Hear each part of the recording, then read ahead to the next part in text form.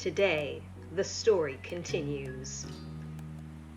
So we're gonna load up a file, and this is our save data. So we're embarking onto the teenaged chapter, which is chapter 3. There is one more chapter after this, adulthood, but it has not yet been released. And I'm kind of feeling like we're in love at this point. That's kind of my feeling. We can change our thing again, but we can either do crush or love, and I say we progress forward. I think we can just go ahead and be in love here. Beginning step 3 at direct love. And we will just skip the Cove customization. I'm more interested in seeing in what happens. Oh! Tutorial time! Since you're romantically interested in Cove and are old enough to start being physically affectionate more seriously, you can choose what initiative level he has throughout Step 3. Making sure the player experiences what they want is important in our life, but always putting your choice first can potentially make a relationship feel one-sided. So we've added some flexibility in how it works out. Low initiative means that Cove will occasionally ask to touch the main character, and in those situations there will always be an opportunity to say yes or no. For example, he won't simply lean over and kiss the main character as a greeting or an emotional moment. Every piece of physical interaction will either be initiated or approved by the player before it happens. Middle initiative means there will be those certain times when Cove requests to touch the main character, many chances to initiate affection on your own, and also Cove will pretty regularly give affection automatically. One example would be giving the main character a kiss because he's happy or emotional, or something else. And in other situations, you can choose not to make the first move in order to give Cove the space to be the one to act afterwards. Overall, Cove can get romantic, but the player's agency will take priority. High initiative includes everything Middle does, but it also means that player agency will be reduced to a degree in favor of having Cove give physical affection even more frequently and with less prompting. Instead of all the major affection-giving situations being led by a choice menu for you to decide on, some will instead be replaced by Cove acting automatically. This level is only recommended if you're very comfortable with physical affection and would prefer to simply see it happen rather than always holding the reins on it. However, this level is mostly relevant if Cove ends up as your official boyfriend at some point. Situations where high-level initiative makes a difference tend to come up in scenes that are exclusive to being in a relationship. The parts that are also included in the middle initiative will be seen whether you're dating or not. Once you pick your level, it can't be changed later, so keep your full playthrough in mind when deciding. We hope you enjoy whichever initiative option you decide on. Ooh, okay. So it's decision time, big decision time.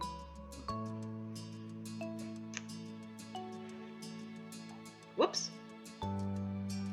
Sometimes I accidentally hit the scroll key, and that makes things go back. There's a pokey thing in my slipper right now.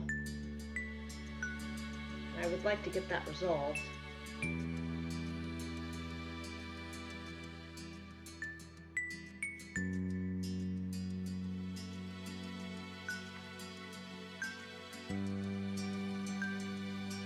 I only ever wear my slippers with socks to try to prevent things like this from happening.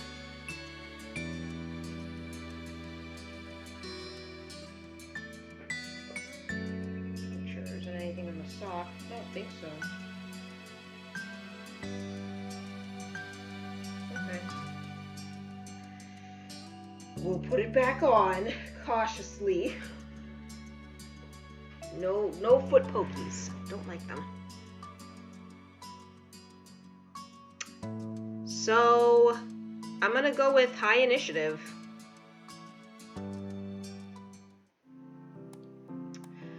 The start of classes ended the relaxed, free days of summer. It didn't take long for you to get back into the swing of the school year routine. Schedules and homework became the new normal. Derek wasn't around nearly as much. With school and after-school activities, there weren't many opportunities for him to take the trip out to your neighborhood. Sometimes you'd hear that he was at a training camp or something like that, but you weren't always sure what he was up to.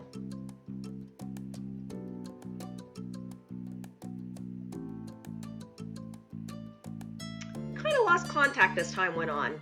The Jeremy kid did disappear after that summer, and no one ever heard from him again. Where he went or what he might be up to was a mystery. More summers came and went like the waves on the shore coming in and out. In your second year of high school, someone new started to visit Sunset Bird, a sunny girl named Terry Brooke.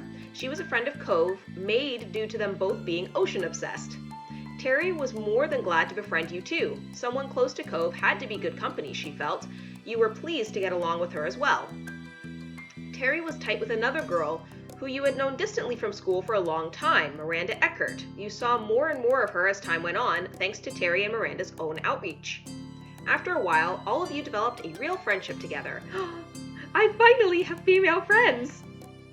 As for your home life, the letters also had developments. Changing laws and public perception countrywide made it possible for your moms to openly wear their wedding rings without questions. Though they had a wedding years ago, it was only recently that the union was officially recognized everywhere in the US. That was a good day, to say the least. Oh, okay. So, marriage equality happened. Because remember, the game started in the past.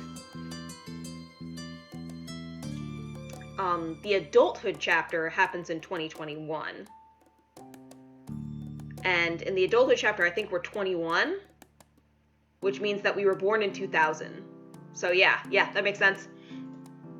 Elizabeth came into her own and stopped being quite as irritable, thank God. She no longer worried about perceived childishness as she grew up for real.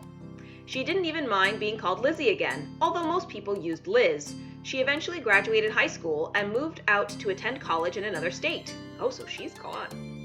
It was a lot for you to adjust to your older sister being gone. Liz never let you forget her role in your life, though, and kept in touch. Cole's relationships with his family improved over the years. Kira visited several times after that summer, and things became easier between the two. He was also closer with his dad than ever before. You knew they talked more, and that helped prevent a lot of friction before it could start. And Cove only continued to open up to his parents and the rest of the world. He was so bright he shone. He would willingly join conversations, make jokes, and put in an effort not to use overly blunt phrasing.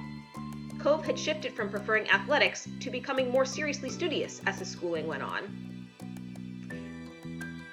Oh, achievement unlocked, matured affection. Things had shifted between you and Cove, but in a way that most couldn't see. After all this time, he wasn't just your neighbor, he wasn't only your friend, or even a guy you were interested in. You were in love with him. You loved Cove. You knew that fact for certain. There was no one else you held those feelings for. It was strange to look back on it all. The future faded into your present, and then it was simply the past. Even the most fundamental parts of your life couldn't last forever. You felt that the most pointedly the day you inevitably graduated high school. Oh, dang, so we're 18. I thought we were going to be like 16 or something. It was over, and you would not be going back ever again. From now on, what came next was your choice. You would be directing your own life. Boy, that's quite a jump, because the first... Well, actually, no. Because I think... Were we 8 in Chapter 1? Yeah, we were 8 in Chapter 1, 13 in Chapter 2, and now we're 18, so it's 5 years, 5 years, 5 years. That was where you were currently, the summer after school had ended, the first summer of true freedom. What used to be a reprieve from the typical was now going to be your first step into adulthood. One fine summer morning, you took in what had become a very special scene, the whole family having a meal together. Your big sister Liz still hadn't lived at home full-time for a couple of years, but she arrived last week to spend the season here since it was an off semester for her. She wanted to make sure she was in town because you had now also graduated high school, so who knew how much rarer these moments would become in the future. You watched on as Liz laughed good-naturedly over a comment Mom made. Her Elizabeth-only mindset had only been a phase. Nearly any nickname was welcomed at this point in her life. Strangely, even though she had moved away, you lately felt closer to her than you had in a long time. You idly scooped up more of your breakfast and chewed absentmindedly.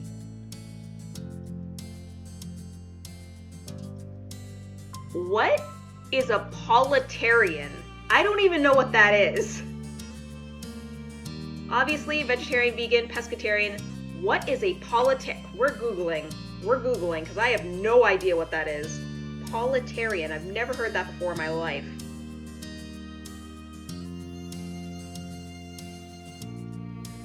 Politarian.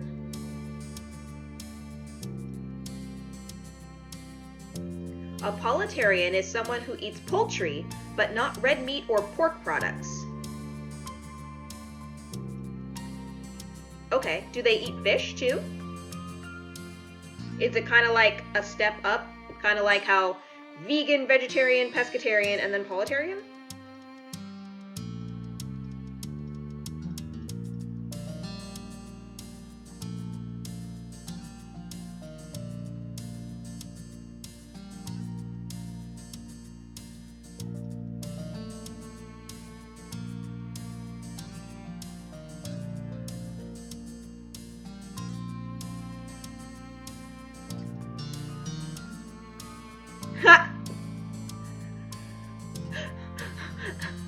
Urban Dictionary says, a person looking for a fancy name for their meat-restricted diet despite knowing that 99% of people don't have a clue what the hell a politarian is, and they have to explain it afterwards.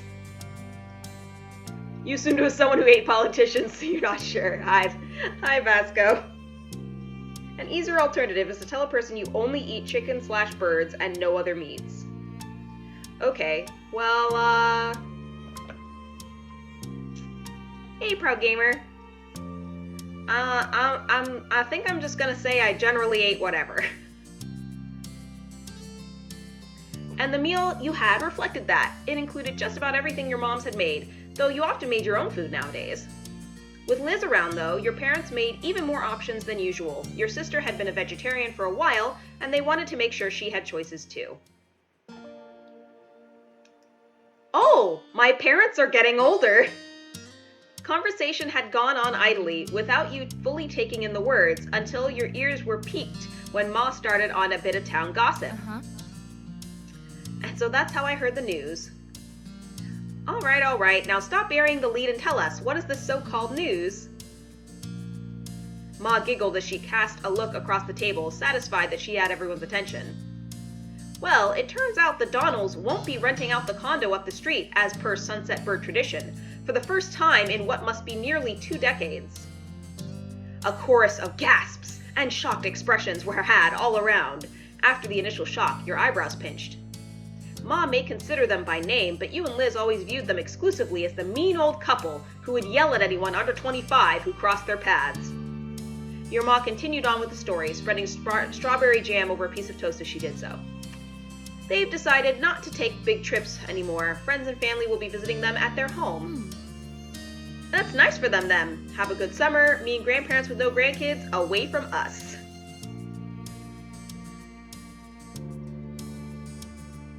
That's a relief. Be nice, kids.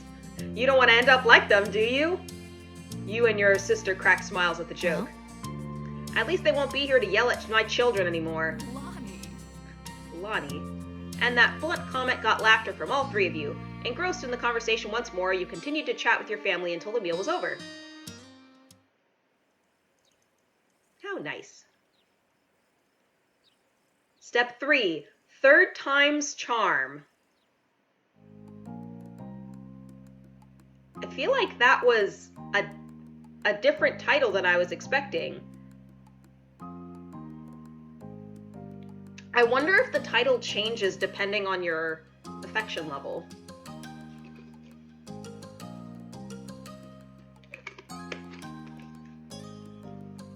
As it went, once the food was eaten, the cleanup had to be done. Liz took the role of washing dishes and passed them to you for drying and putting away. You had a set of cups in front of you that needed to go on the top shelf of the cabinet. Had to stretch, but it was doable as an average height. When you were younger, you'd been considered tall, but you stopped growing sooner than others, and now no one would describe you like that anymore. Didn't think about it much. That was a struggle for you because you remember how you used to feel so content about it when you were younger. Wait, did I pick the wrong thing? Whatever. Liz shook you out of your internal musing by starting up an impromptu conversation. She seemed to be voicing the thoughts that had been buzzing around in her own head. I have to say, going back for another semester this fall is pretty intimidating. You'd think after the first year or two I'd have a handle on things, but no.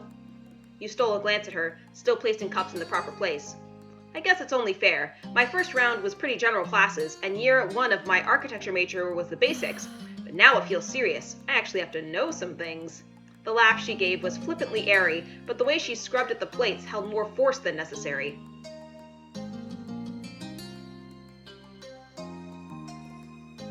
That does sound hard.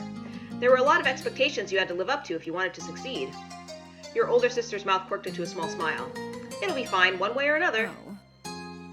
Oh, but I'm not trying to scare you away from college, if that's even your plan. What's going on with that anyway?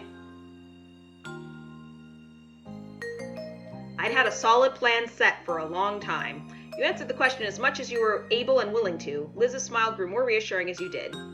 You made it through 12 years of full-time education already. You can make your ideas happen, I'm sure. Sometimes it still felt hard to believe your public schooling experience was over. In the end...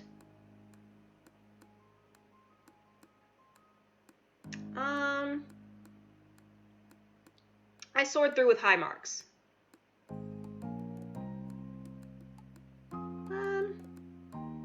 I felt satisfied leaving off there. It had been a familiar and fulfilling part of your life, but you were ready to move on.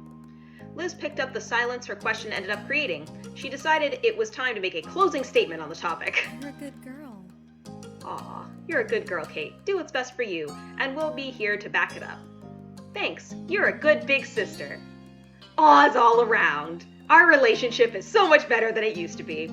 At that, Liz happily passed the final dish her way. She waved a soapy-soaked hand as farewell and moved on to her next task for the cleanup job.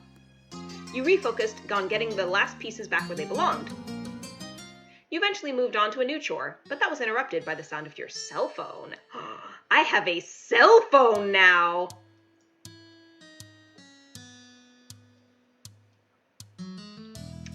Phone was just set to vibrate. You casually picked it up from the table where you had placed it earlier. The phone was a couple years old at this point, having been a 16th birthday gift from your parents. They decided which model to get, but you got to pick the color. It was... purple, obviously. And it was just a phone. I didn't do anything to decorate it. Screen lit up as you gave the little device a swipe with one finger. You were informed by caller ID that it was Lee. You weren't surprised. Lee is my cousin, for all of you who don't remember. What year is it now? Okay, let's see. So we were born in 2000, so chapter 1 was 2008, and then this should be like 2018? About 2018. If my math is right. I'm pretty sure that we were born in the year 2000.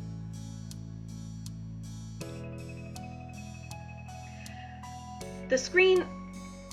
Yeah, Lee's the one who looked like Ariel from Little Mermaid. Yeah. Wasn't surprised. Despite having busier and busier lives and not living in the same town, you still had a good relationship with your cousin of the same age. Especially once the miracle of the both of you having your own phones actually happened. She got hers first, though. Tapping at the accept button, you answered her call. A familiar bubbly voice came through right after. Hi. Oh, look! And my phone is purple. Sup? I trust I'm not interrupting anything major?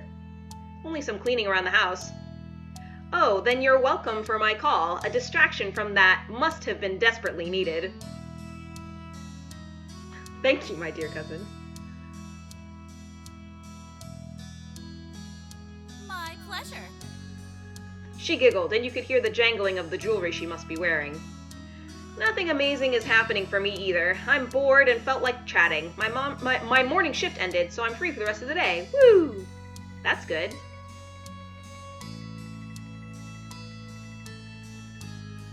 I hadn't started working anywhere yet, so I couldn't relate.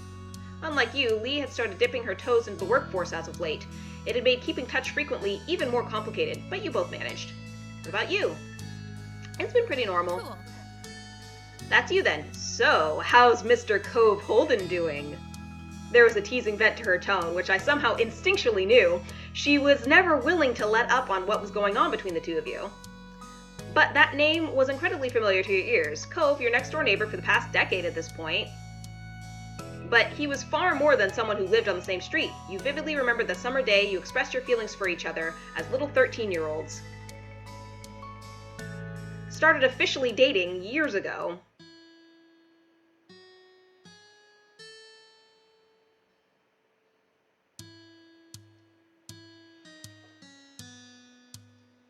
And you were in love with him, but that was the one thing you hadn't admitted yet? And you were in love with him, but didn't want to talk about that at this point in your life? I feel like those are both the same thing, except that this one kind of leaves the door open. So I'm gonna say, let's leave the door open. Are you even surviving without the boy being 10 feet away at all times? Or is everything right with the world again and he's back? No, Lee, he isn't here, just like he wasn't here yesterday, or the last time you asked, or the time before that. Sorry. Can you blame me? Doesn't seem like he should have made his grand return already. Plus, I want to visit soon, and he needs to be there too. You understand where she was coming from. This was certainly outside the norm. For the past couple of months, and in the last few weeks especially, Cove had been going to his mom's place in Nevada. The two of you still regularly stayed in contact over texts and calls, but still, your mind began to drift back in time to all the prior trips he had taken to visit her. Almost every year, he'd have to go away for a while, and then he'd be back. It was just shitty.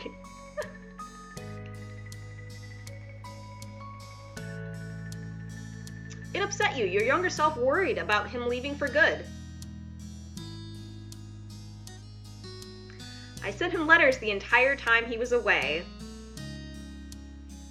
'Cause yeah, I've done the long distance thing before, and I definitely wrote letters.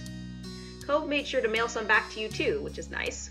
That's how it was in the past, but lately he had been trying to see her as much as he could before taking long trips to another state became too impractical to do.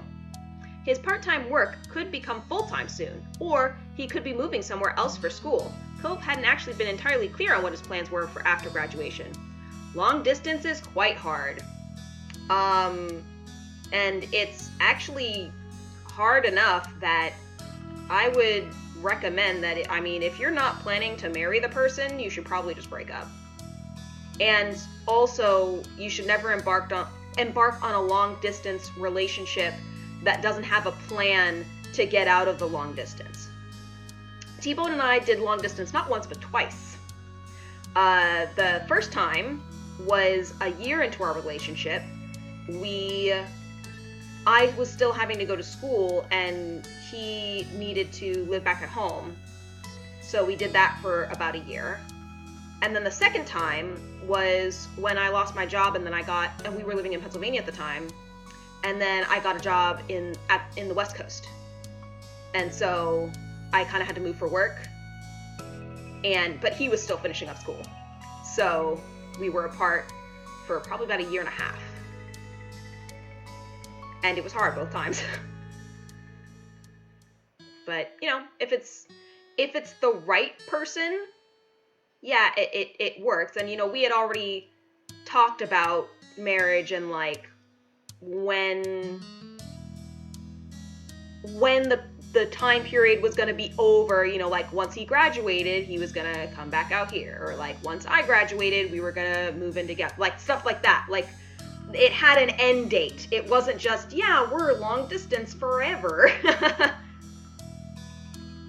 Yeah, but it was good. Yeah. Got through it. Cove was hesitant to speak on that, even with you. It couldn't be avoided forever, though. You both knew that. Why are none of us talking about college? I guess so that the player is able to make choices, but it just seems weird. Ugh. Well, maybe we should switch this up to a non-Cove related topic? That works. The rest of the conversation rolled on. Not much longer, though. Lee had to go, and you needed to finish your responsibilities around the house. I feel like that's kind of a comma splice there, but that's okay. The both of you exchanged goodbyes, and then you went back to what you'd been working on before the call came in. I love how it just kind of glossed over the rest of it. It's like, yeah, non-Cove topic, not important. We know what this game is about. Oh, her hat is so cute! As you wrapped up from the last of your chores, you were approached by Liz wearing a cheeky smile. I've got Mom's keys. Want to get out of this tiny town to do some shopping in a real city? We're gonna leave the town? Yeah, it's been way too long since I've gone anywhere exciting. Good. I'm driving.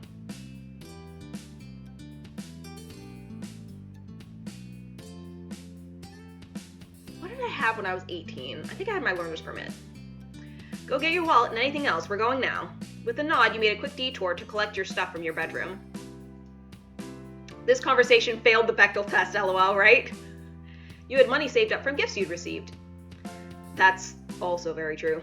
After making sure you both were fully prepared for the long haul to the largest city in the surrounding area, you buckled into the car. It was a smooth ride there, with light conversation about what shops to stop at and the radio blasting. The trip there breezed by, and in what felt like no time, you had gone from cruising down the road to cruising through the mall. Liz had her interest to check out, and you yours.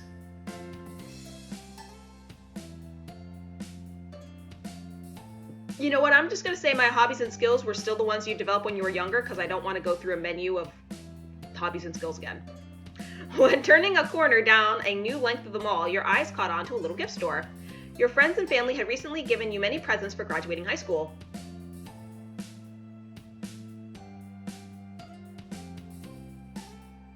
I want to get a graduation gift to give Cove. Graduation may have already come and gone, but Cove wasn't really around then anyway. You'd keep an eye out for something good, though you might have something nice for him at home already. Eventually, the mall was explored in full, with every shop of note being checked over. Rather than going home, you decided to walk over to some smaller stores nearby. Liz had many thoughts on that topic. So? Honestly, malls are not a bastion of society. Even if smaller stores require extra distance, the brands are so much more. Then your sister abruptly stopped speaking and walking, right in the middle of the path. It's a good thing no one was behind her. She seemed to entirely shut off for a moment. Liz? My skills had turned to disabling security systems, disabling security guards, and cracking safes, which may be why you and Cove were considering not going to college. The attempt to catch her attention was unsuccessful. Something else had all of her focus. Before you could puzzle out what might be happening, she began to mumble out of the corner of her mouth. Kate, don't draw attention, but look. What? With a harsh whisper and a subtle jerk of her head, she urged you once more. Look! You followed her gaze as best you could to a large bunch of colorful teens strolling down the same path. Okay. You faced back over to your sister with a confused expression and unspoken question. What were you supposed to be seeing there? Kate, doesn't one of them seem familiar? She was practically bouncing at this point, so you looked the group over again, and this time you saw what she was seeing. Oh! Oh, it's the little kid, the little boy. Grown up. Amongst the collection of strangers was brown hair, gray eyes, and lots of freckles. That's Shiloh, our Shiloh from when we were kids. Whoops. Yep, that was definitely him. I can't believe it. He's honestly just there. That's hilarious. That's incredible. Oh, but how do we talk to him? We'd have to pull him away from all those other people, and what if I'm wrong? You knew you'd be seeing him again, right? Your mouth opened to reply, but she cut it off with her own answer to the question. I've got it. I'll shout the name Shiloh, and we can act like it wasn't us. If he responds to that, we'll know without a doubt it's him. Kate, keep an eye out to see if he looks. Liz, can't you try talking to him normally? Likely without even hearing what you had to say, Liz put her plan into action. Shiloh! She loudly projected the word across the way, and then put on an act of casualness, turning her head away from the scene while brushing at the skirt of her dress. In a supremely awkward moment, you could only stand there as attention in the area shifted to the two of you, thanks to your sister's shout. But of the many startled bystanders who become alerted to your presence, one of them was the boy. Typo. This should be alerted, not altered. I auto-corrected it, but yeah. From a distance, his large eyes met yours. They can correct this in the next patch, right? He looked. A wide grin took over Liz's face. She pushed the rim of her sun hat up and away from her face while swishing back around to greet her old friend directly. Shiloh! Waving, she stepped a bit closer to express her intention to meet, without really closing the gap. She wanted him to come to her. Who you presumed to be Shiloh still looked surprised at the call-out. He stole a quick glance at the crowd he was with and hesitantly glanced back to your way. He was trying to double-check something. Liz remained steadfast with her gaze trained on him, and ultimately he broke away from the rest of them. After a light-footed jog across the brick path, the young man pleasantly presented himself in front of Liz and you. Hi. I like your hat. Shiloh ? Just that simple greeting had Liz giggling. Hey. Hello, I'm not sure if you remember this, but I'm Lizzie and that's Kate. We were all friends when we were little kids. His already wide eyes grew even larger, their gaze darting between you and Liz. His previously chipper demeanor faded into something delicate. I'm really sorry, but I think you have the wrong person. You could tell not being instantly recognized was going to make this exchange more of a challenge. Still, Liz was undeterred. It was a long time ago, you were really young, I get why you feel like that. However, I am positive I am right. You're exactly the same. That face, the freckles, how genially you try to phrase things, you're even still wearing a hat. Instinctively, he looked up at his headwear with creased brows, not making the connection on why the hat meant something to her. Okay. We knew each other, okay? An uneasy smile settled on him as the silence followed Liz's speech. He was picking his next words carefully. And then, the quiet was obliterated by a new voice bursting into the conversation. Shiloh, what are you doing? The rest of the group already left. A field trip is not a vacation. We are on a schedule. So that is Shiloh. I get why you feel that way, but I'm always right, and I've loved you forever, so get over it. No, Shiloh liked her. I don't know if she liked him. He had the little puppy dog crush on her when he was 8. Startled, your head snapped toward the path. A distinctly unhappy individual with piercing magenta eyes, dark brown skin, and a sharp jaw stormed your way. He carried a cloud of authority with him, despite looking like he wasn't even 18 yet. Sorry, I didn't mean to ditch. Shiloh, whose name was now officially confirmed, gestured with a hand to add to the explanation of his absence as the stranger waited and watched impatiently. She's definitely acting like she has more than a passing interest here. Well, maybe, but she's also just always kind of been... What's the nice way to say it? Forceful? They thought they recognized me as someone they knew, but it was a tiny misunderstanding. Still not admitting it! Liz theoretically as well as literally put her foot down at that, stomping in frustration and getting more childish the longer she was around her childhood companion. Come on. We do know you. Shiloh merely shrunk in on himself. The tone he spoke with was pained. Sorry. You honestly couldn't tell if he was apologizing for the upset feelings of your sister or the palpable dissatisfaction of his new acquaintance. That in itself was very Shiloh-like. Oh, you know him, is that it?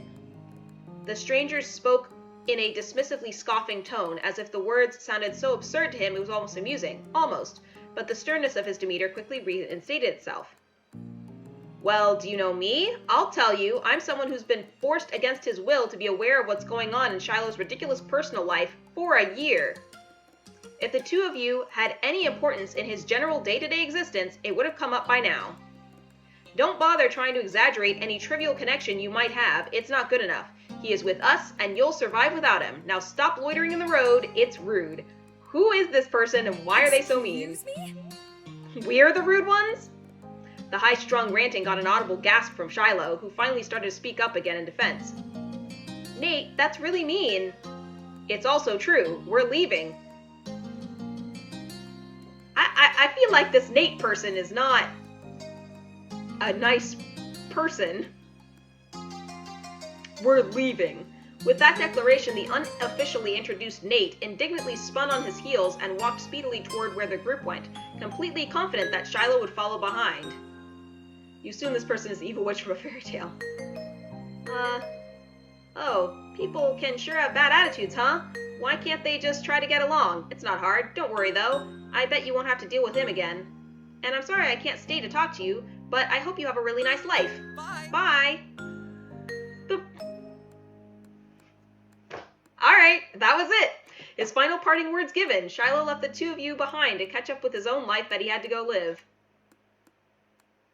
Liz watched his exit, stunned, only to frown when it hit her that he was really gone as quickly as he had appeared. It happened so fast, you hadn't even been able to get a word in. She sighed, all the energy she built up releasing with the breath. I could have told him his last name was Fields, his birthday is October 30th. That would have proved it, but no. Shiloh grew up to be dumb. Whoever Nate is, he sucks. He was so unnecessarily unpleasant when all you wanted to do was talk to someone for a moment. Why aren't you running after him? Liz merely shook her head, pushing off childish thoughts. I think we can leave it there, thanks. He's in the middle of a high school field trip, and it was already enough being able to see him. There's something reassuring about witnessing firsthand that he's still out there, enjoying his own part of the world. Though, if given the chance, I could definitely have a few words with him about the company he's got. She laughed, but you could tell there wasn't much humor to it. She was mad at the guy, even if she was happy to let Shiloh go. Maybe they're only with each other because of the trip, and it's not usually how things are? Right? True, we can only hope the same for him as he did for us. Have a nice life, Shiloh. Have a good life. Yeah, let's hope that he's not having abusive friends. It seems to happen to people who are like really passive and nice, that a lot of the time they attract users around them. Liz smiled at you. It had the self-confidence you knew so well from her. Come on, little baby sister. Let's finish our own trip. Yeah. No matter how either of you really felt about the occurrence, it was something you just had to accept. People you know just suddenly disappear and reappear in the most unexpected ways. The two of you enjoyed what remained of your outing until it was time to return home. By the time you arrived back, the sun was already beginning to set. You arched your back as you stretched your arms toward the ceiling. While it had been a good day, it had enough activity to cover an entire week. Liz tried to hide a yawn behind her hands. You weren't the only one feeling worn out. I'll be heading up to your room, the guest room, since mine stopped being available as soon as I was out of the door. Her tone was light. I guess we switched rooms. I took over her room when she left. She had quite a lot to say on the subject that when you had first taken over her bigger room after she left for college, but there had been many trips back at home for her since then. The room hadn't been hers for years. It was more of a running joke now that she continued to bring up the topic to this day.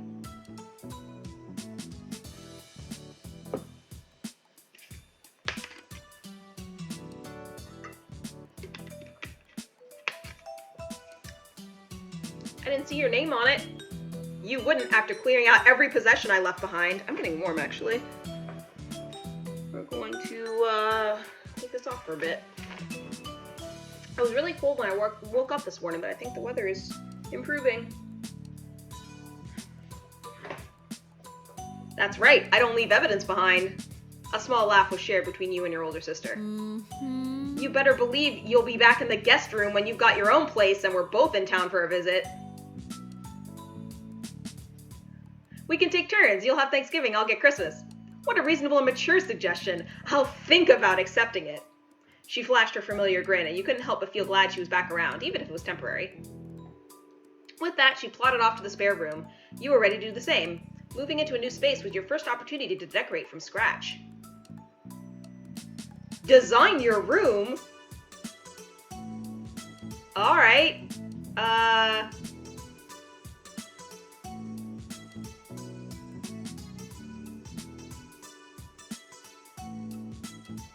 Oh, wow.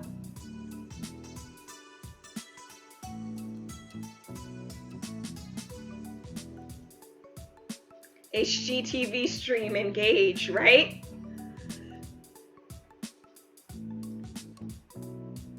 Blue is like very minimalist. I kind of like the green room, not gonna lie. We got some cool shelves on display, some books, a bunch of books. Purple has books and is kind of girly over here with the makeup and stuff, which I don't super like. We got yellow. Doesn't have all the books. I think I like green the best.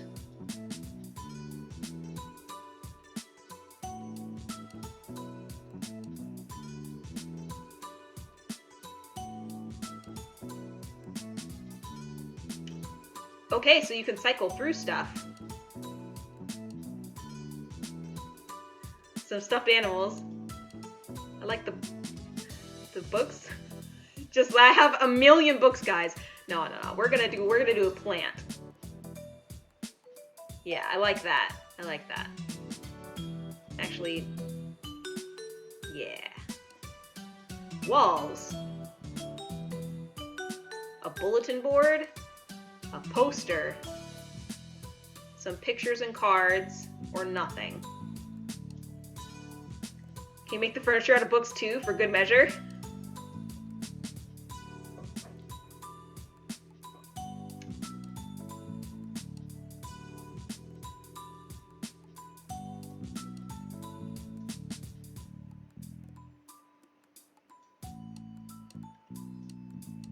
Oh dang, back like takes over left.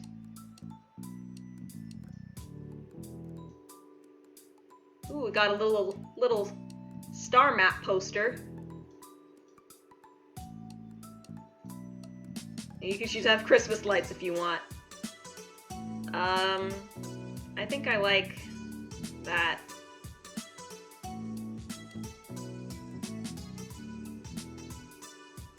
Oh, if you want to have a little volleyball. Guitar, absolutely. Yeah, I think that's pretty good. It's maybe a little bit cluttered, but it's alright.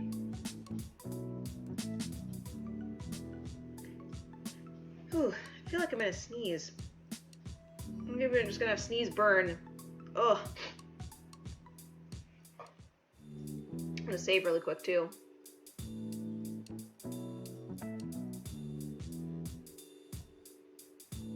You were really satisfied with the feel of your tiny part of the world. As your thoughts drifted, you tried to bite down on another yawn. It was no good. Your bed was now lodged in your mind, and all you could do was think about collapsing on it. You trudged up the stairs to your room. And there it is.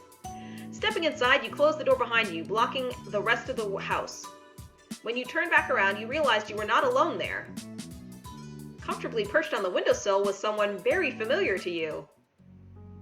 Hey! Hey na, my boyfriend's back. It's Cove Holden.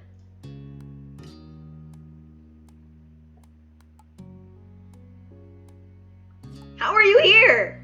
Surprise?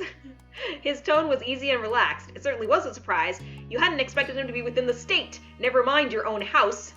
He hadn't answered how he had just suddenly appeared back in Sunset Bird, though to be fair, you had been so astounded there hadn't been much of an opportunity for him to chat with you. Creepy that he's just there? Yeah, I mean, previously he had climbed into the window of my other room, so maybe there's a way to climb up into this one too. Thankfully, Cove was only waiting a good moment to start and began to explain. So... I got in about 15 minutes ago. No one was home, so I figured I'd come in the usual way. The window. Romeo. Small smile had formed on his face. You were still staring at him, unable to blink in case he disappeared. You could still barely believe that he was really there, mere feet away from you. Creepy? Why, it's just like dating Batman. I left my bags in your backyard. I hope that's alright. That was when you truly understood. Cove had come straight to you upon getting back to town. You were his first port of call, taking precedence above all else. Even though you hadn't been in when he called, Cove ensured that he'd see you at the earliest opportunity rather than allowing his plans to change. I ran to him! I missed him! Every second away from him was a moment too long. As you approached, Cove quickly hopped from the windowsill to meet you. I missed you. Pulled him into a bone-crushing hug. Cove squeaked as your hug knocked the air out of him. He awkwardly managed to wrap his own arms around your back in return. Then Cove leaned back on his heels, pulling you into the air. He leaned as much as he could to lift you up, the height difference helping him out. He spun you around, your legs kicking against the empty air before setting you safely back down. I missed you too. Even if he hadn't said it outright, you would have gotten the message from his body language. Cove was grinning widely, his raised cheeks burying his eyes, which gleamed like hidden gems. But he looked at you as though you were the most exciting treasure of all. Obviously. Was the trip any good? Cove's brow creased as he considered your question. He leaned in and kissed me. Aww. After a long moment, he broke the kiss and tilted his face back just enough to speak, but not so much that your forehead stopped touching. I hated it. Let's never be apart again, okay? So cute! And then they kiss. He said that absolutely as a joke, as an exaggeration, something that wasn't real request, of course. And yet, despite all that, it felt real. Your heart hammered in your chest. Your head swam, cast adrift on the tide of thoughts and adrenaline. Cove smiled as if offering a silent apology for the sudden onslaught of tenderness, but he let the words proudly hang in the air all the same. Cove told you about how his trip back had gone. Soon you'd even recovered enough to actually listen. His mom... I guess was too excited. Oh my god! Oh wait, I'm not listening. His mom was doing really well. She had a project in the works that she was thrilled about. As a result, Cove was going to be sticking around in Sunset Bird for the time being. Things were settled as much as they could ever be. With Cove back once more, you felt at ease.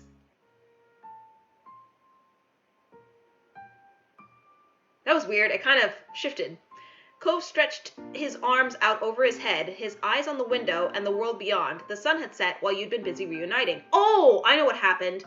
Before, it was the daylight coming in, but now it's nighttime and we turn the light on. That's why it looked different. I'm going to pretend you didn't just invade my home just because I love you. Well, clearly, he is welcome there at any time. He's been my next door neighbor for 10 years at this point? Yeah, 10 years.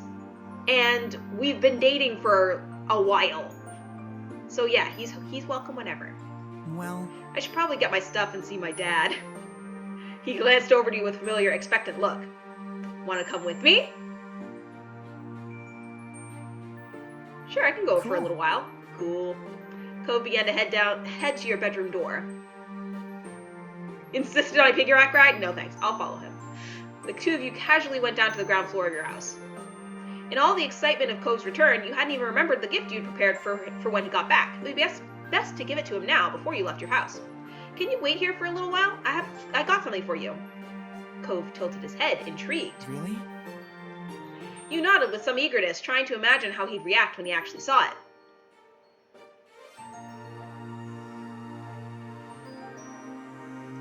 What do you think? Bought gift or handmade gift? I'm gonna do handmade gift. It was...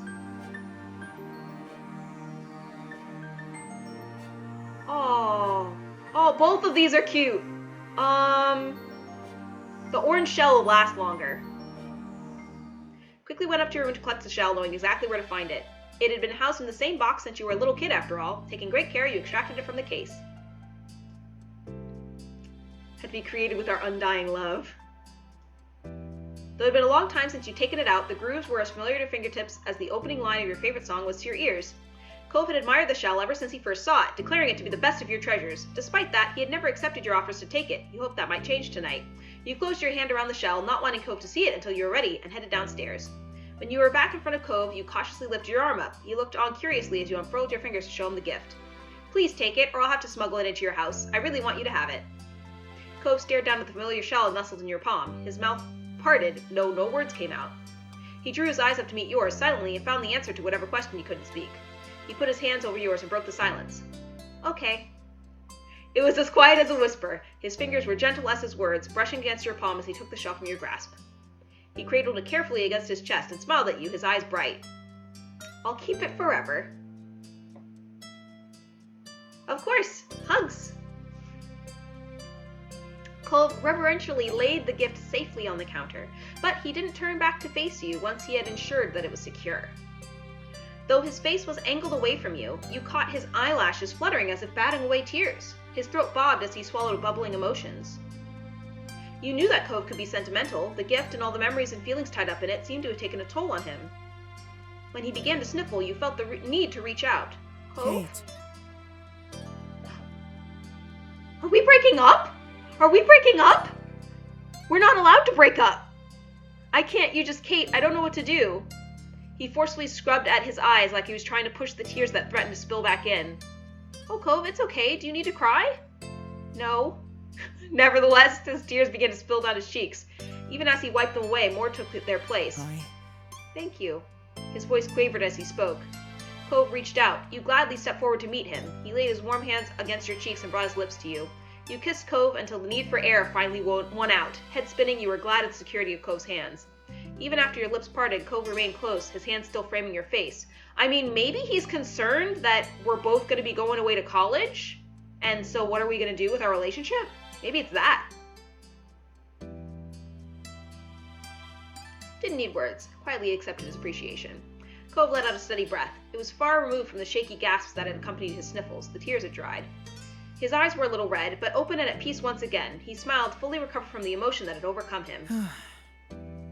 You're really seriously too nice for me. You smiled back. You have no right to call anyone else too nice. Cove brushed his hand against the pale ghost of a scar on his arm. He was at a loss for what to do now. The clock ticked away, counting the seconds of silence.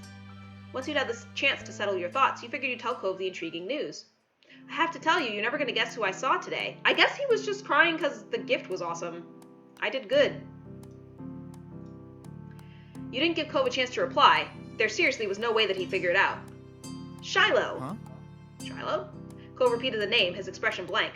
From when we were kids. Cove pondered for a moment, then snapped his fingers. Oh, he was the freckly boy from that first summer, right? The one who moved. The guy was named Shiloh, and he looked just like Shiloh from back then, even wearing a hat still. But he had no idea who I was and ran off somewhere. Cove frowned. That's, I don't know. Too bad I missed it, though you knew him better than I did. That was definitely true. Not only had Cove known Shiloh for a shorter period of time, but he and Shiloh had never quite gotten along. He has a terminal case of feels. He loves you so much he could die, right? Not that they were enemies either, just kids who were only ever together because of other people they both knew. I wonder what Shiloh's up to these days. Oops. I don't have any idea. He didn't say much. Oh well. That was everything you had on that news item, so you moved on to the next big update. Also, you know the mean old neighbors, the ones who would always yell at us? He cringed, recalling those particular memories back in the day was not pleasant, even for someone as nostalgic as him. Yeah? They're not coming. They didn't rent the condo this summer. Brr, brr, brr, brr. Cove's jaw dropped. You didn't blame him. The elderly couple had been an institution for as far back as you can remember, long predating Cove's arrival. Even now, as a teenager, you found your neck prickling as you walked by their condo, half expecting a scolding for breathing the wrong way in the vicinity of their vacation home. It was strange to think of that coming to an end. Wow. Cove blinked, clearly struggling with the idea in the same way you had. I didn't see that coming. People being gone, people coming back. Feels like I've missed a lot. This has been a busy summer already. Well, you haven't missed the fireflies. They haven't shown up yet. The, geographically incorrect fireflies. Well, that's something, and we better not get left behind. There's still stuff to do. You nodded. The two of you headed out and traced the most familiar path you'd ever walked, the trip across the road over to Cove's house. It seemed that no sooner had the night begun than it was already at an end, and the dawn of a new day was soon upon you. The next morning, your belly was full of breakfast, and you were in a pleasant mood. You hoped the rest of the day followed suit. This game is so cute it hurts, right? Right? And it's just like, we're gonna make you happy.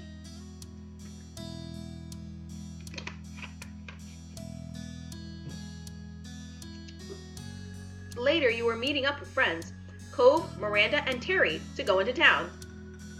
I'm gonna meet my new friends. I mean, new-ish. Sounds like I've been friends with them for a couple years. It was just in the interim. Feel the love. You know you have no choice. It was all on short notice, but that was just because everyone was so excited Cove was finally back home. Having a nice daydream? You blinked, pushing your thoughts away and returning to reality. Your mom was watching you with a teasing smile. So, what's on the agenda today? I'm meeting up with some people. Well, I hope you and your friends have fun. Don't get into too much trouble. She winked at you. You knew both of your moms wanted you to enjoy every bit of this summer before all the big changes started. I'll try. That'd be great. But before you go gallivanting around the town, could you bring the mail in? I'm finishing up putting away the dishes over here. All right. Thanks very much. As soon as you were outside the front door, you couldn't help but see Cove and his dad standing around in the road. They noticed you too. Hey. Hey there, Kate. Hi, good timing. You should come join us.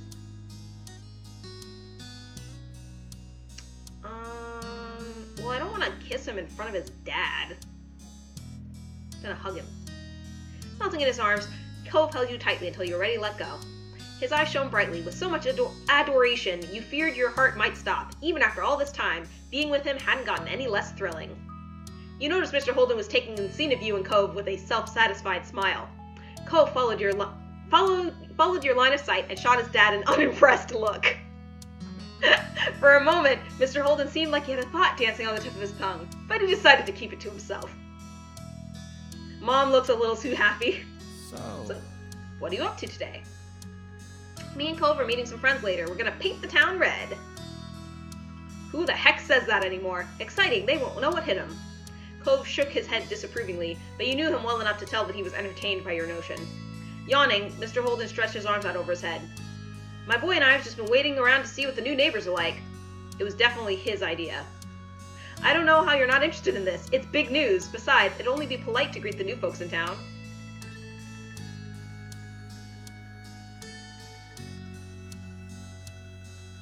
Anyone has to be better than the last tenants.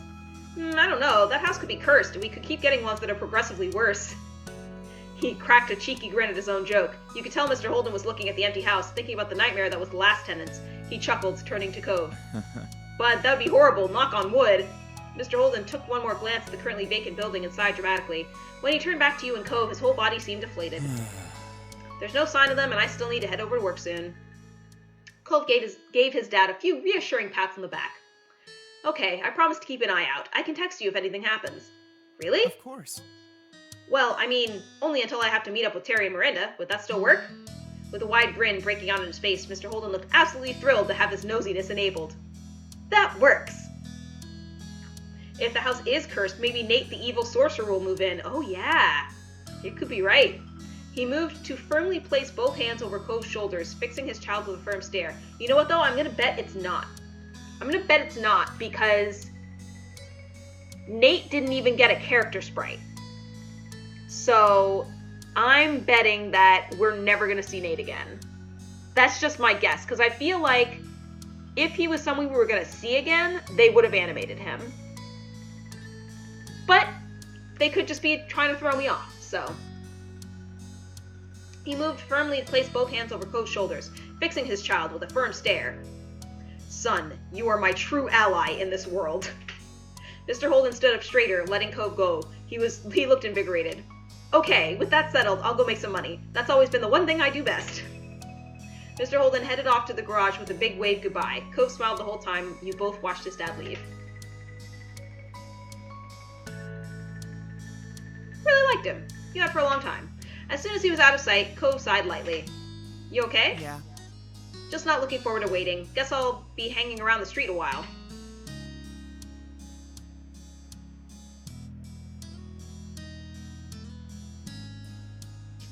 I mean, I'm supposed to get the mail, but there was no time limit on how quickly I needed to get the mail.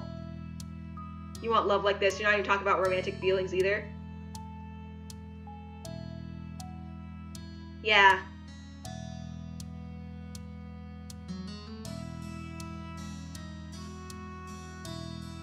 Why don't I stay? See the new neighbor and keep you company. Curiosity about the new tenant was getting the better of you, and you figured that the wait wouldn't be too much longer, and besides, you just couldn't leave Cove. One thing that's interesting about this game is that you can choose to just be friends with Cove. Like, you could have a really close friendship and not, like, be romantically involved. Really? Of course, I like keeping you company, remember? He stared at you a moment, smiling softly and thinking about his response. Me too. Cove put his hands on your shoulders, his thumbs absentmindedly moving in a soothing circle. The look in his eyes was much firmer. He was serious. Kate, you're my true ally in this world. That got a fair amount of chuckles from you. He grinned, the stoicism fading into amusement. Thank you. You're always good to me. Aw. Can't help myself. Yeah? Well, good then. I don't know what I would do without you. A smile on his face reached his eyes, and it made you feel electric. And then he let go of you. Cove stepped over to his front porch steps, lazily taking a seat and leaning back on his arms. Our watch begins. Nodding in agreement, you joined Cove on the front porch steps. You both sat there in a comfortable familiarity as you settled in for the waiting game on the new tenants. The neighborhood was quiet, and you sighed contentedly, closing your eyes and feeling the light breeze. Eventually, you both perked up at the sound of a car. A taxi followed the noise, turning onto your street. Cove's eyebrows raised at that sight. He sat up straight on the stoop. Oh? This has to be them, right? The only people who come out here live here. It has to be. Now that they were here, you couldn't help but feel just a bit curious. You wondered what kind of person would be living in the neighborhood for the summer. The taxi pulled to a stop, as you expected, in the front row of the now empty condo. It was on the same side of the street as your house, a few buildings further up. Without getting to his feet, Cove tried leaning and tilting his head to get a view of the passenger door as it opened. The single occupant exited the cab. Huh? You could feel what Cove was in that moment. After the last renters, this new visitor was definitely not what you'd expected. It was a young man, had to be close to your own age. He was dressed fully in eclectic black, white, and gray outfit. Even his side-swooping hair matched the scheme. The only other pop of color was from something that couldn't easily be fashioned into submission, a pair of dark brown eyes, which you caught when he looked over at his audience. Hello, folks. Who might you be? We're the neighbors. The smile, already prominent on his face, curled further. It was cocky, but you didn't get the impression it meant something adverse. Hallelujah! An anime rival appears. I'm pretty sure this is one of the people you can date in the DLC. So, besides Cove, I mean, who wouldn't want to date Cove? But if you get the DLC, there are two other people you can date. This guy and I think Derek. So, you know, you have options, but, like, why wouldn't you pick Cove? Cove is, like, clearly the best. You and Cove shared a familiar look with one another, bewildered even further. Perhaps for completionism, you know? The color-coordinated man left it there, however, and with a firm click, he shut the door of his ride. Then he turned his back to you to retrieve a large, unsurprisingly black, suitcase out of the trunk. Continuing on with his own business, he strolled forward and lightly tapped on the driver's side window with his knuckles, asking for them to roll it down. When it opened, he leaned down and rested an arm on the edge. You assumed he was thanking the driver for getting him there, considering he slipped them a tip during the brief chat. They shook hands, and he pushed himself up and away from the taxi with both arms, giving the driver room to leave. The taxi pulled away, rolling carefully down the road and out of sight around the corner. The new renter had officially arrived. Oh, so he's living by himself, even though he's our age. That is intriguing.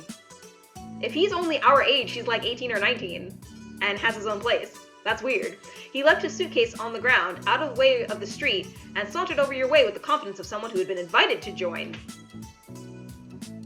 Cove finally stood up to greet this person, and you followed suit. Excellent. I'm Baxter Ward. It's excellent to meet you, neighbors. You were standing on the side he was approaching from. When Baxter got close enough, he offered his hand to you first. I'm not gonna hug a stranger, the heck? He's so suave he probably has his own theme music. Maybe. Baxter gripped your hand firmly to give a satisfying shake. Welcome to Sunset Bird, Baxter. I'm Kate. Hey, Kate. I am quite keen on getting to know you better this summer. We could be good friends. From your other side, Cove made a sudden sputtering noise. And you are? He lifted his hand out to Cove next. Cove shook his hand, still eyeing Baxter carefully. Is this a rival? Do I need to be worried? I love the offer to low fees? Oh, low five a stranger, yeah. Cove shook his hand, still eyeing Baxter carefully. I'm Cove. Baxter's whole demeanor lit up for unknown reasons. His eyes shone as he studied Cove for a moment. Really? Now wait, is that a nickname or your real name? It's just my name. Cove spoke mildly, having given that explanation many times in the past, but it clearly charmed Baxter all the same. He tossed his head to one side with a laugh. Your parents knew exactly what they were doing. I can't imagine a more fitting name for the face I'm seeing. Cove, that's gorgeous. It's really not.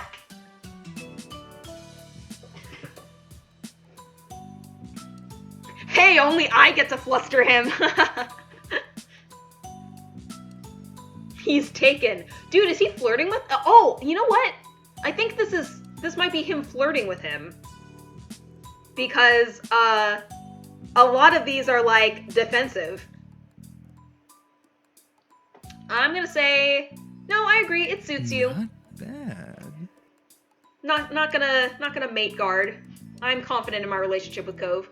Nice to see someone else knows. The impact might have faded for you, living with it this long, but I promise, to the onlooker, it's a knockout. Oh yeah, he's flirting. Okay, got it. Cove couldn't face either of you after that. His cheeks were quickly turning bright red with embarrassment. You noticed that Baxter looked apologetic over Cove's increased discomfort. I'm sorry, it wasn't intended to mean more than it did. I like your name, but you don't have to mind that. I am patently against stepping on anyone's toes. He chuckled to himself. It seemed like there was some extra meaning hidden in there in those words, and you noticed Cove had raised an eyebrow picking up on that too. Baxter didn't even open his eyes to see your faces to know he had some filling to do. He stood up straighter, striking a slight pose with the position of his feet. I'm a ballroom dancer, hence the phrasing. Oh, very nice. Very, very nice. Oh, I don't know much about dancing, but that's pretty cool. It's not hard once you get the basics down. Ballroom dancing is awesome. I've done a little bit of social dancing, and it bums me out that there aren't really more opportunities to do it, because it's cool and fun. Cove didn't look convinced at all. Baxter took that as a cue to keep talking. Well. He grinned in a way that was rapidly becoming familiar to you. If either of you are ever looking for a partner, I'm available. Cove peeked at you, smiling softly. You felt his familiar touch as he squeezed your hand for a moment. I already have a partner. Kate's the only one I want to dance with. Sorry, she's my girlfriend. You're both together? Yeah, we are. Now that's crushing, but makes sense. Huge bisexual energy coming from this man. He's just like, yeah, you're both hot. I would like to dance with either of you, wink wink. Now that's crushing, but makes sense. I got here too late. Should have taken a semester off sooner. I get it. That's a joke. Really, I don't mean to intrude on anything you have with the offer.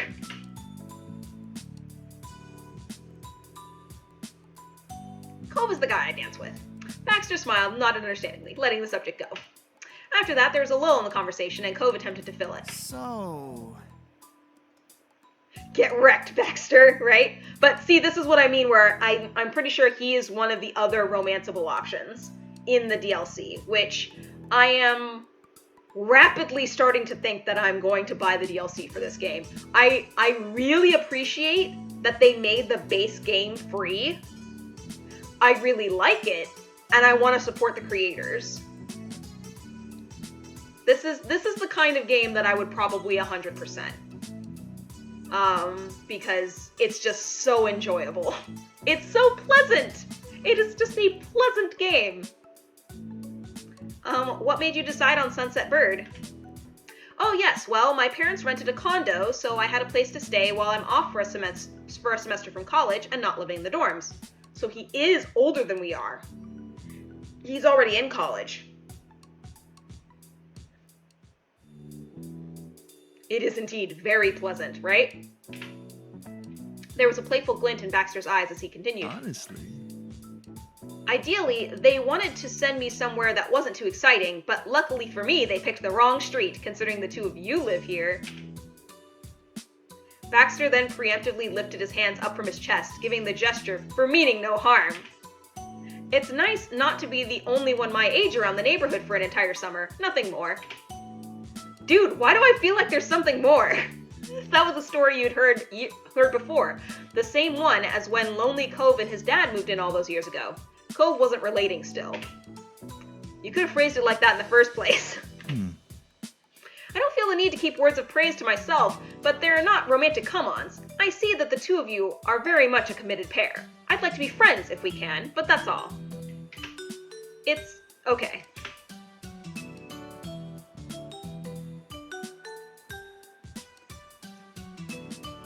Yeah, I guess he is being very flirtatious. It's difficult to tell when it's just the words, but it sounds like he is being very flirtatious with both of us.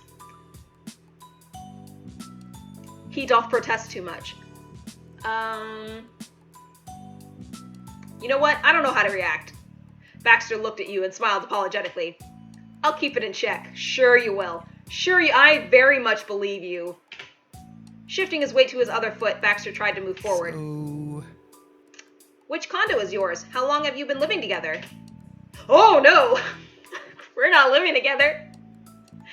Baxter strikes me as the sort to ask in conversation, like, have you heard of a throuple? Oh, 100%. 100%. Oh boy, I do not think that throupling is an option in this game, unfortunately. Cove sputtered, and again, unintentionally, a laugh escaped you. We're both your neighbors, but we live in different houses with our parents. As if second nature, the two of you pointed to your homes, the buildings directly across the street from each other. Baxter's eyebrows raised at that. Your neighbors who started dating. What a couple of lovebirds. You're the backbone of romantic society. Literally the boy next door. Literally the boy next door. Honestly, I hope you never break up. If you can make it work, there might be a chance for the rest of us. Aww. You knew Cove well enough to tell there was a bit of amusement in his expression, but he sighed in exasperation. After that, you had no doubt about his claims of being complimentary. You shook your head at it. Too much again? Wait, why was that too much? Oh my god, I do not understand this character. Why was that a compliment? Kind of. Like, I felt like that was not flirting at all. That was just like, yeah, I hope you two stay together. Well, if either of you are free, I'd be thrilled to hang out this summer, but we can save the schedule talk for later. I should get my things inside. He gave a small nod of the head and flashed you both a dazzling smile. Goodbye for today. Bye. Cove gave a small wave as well. Bye. Baxter then turned on his heels and strolled back to his suitcase, picking it up and bringing it to his condo. You and Cove were silent as Baxter unlocked the door and disappeared inside the house. With him completely out of the scene, Cove gave out a long breath. Well, I don't know how I'm going to explain that guy to my dad. You burst into a fit of laughter trying to imagine the conversation. At least the job is done. We saw the new neighbor, and now we can go meet up with Terry and Miranda. Yeah, we should get going. I don't think I ever remembered to bring the mail in. You gave Baxter's condo one last glance over your shoulder. I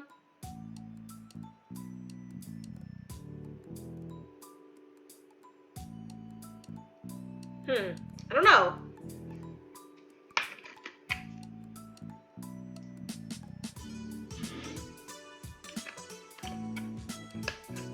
Hey Dad, so I found out what a pansexual is today. I think I'm not sure how to feel about him. Honestly, you didn't know if you would ever come to a conclusion about him. Baxter was just so different. Turning your attention back to Cove, you pushed all thoughts of Baxter's aside. You both started making your way toward town. Clearly we're holding hands. You slipped your palm into his, and Cove laced his fingers with yours. His expression instantly became happier, and he lightly squeezed your hand. A little while later, you and Cove reached a main street in town. All of a sudden, you stopped walking. What's wrong? I think I felt my phone vibrate. You dug your cell phone out and looked at it with a satisfied grin. There was a new message. You opened the new text from Miranda. All you saw was, I can see you. People are weird with their cell phones. Immediately, from where you stood, you started swiveling your head around. You couldn't spot Miranda anywhere, but she did send you more messages. I saw you holding Cove's hand. Scandalous. Oh yes, very scandalous, holding my boyfriend's hand. Where are you, huh? Come on. Really, Randy? I guess I call Miranda Randy?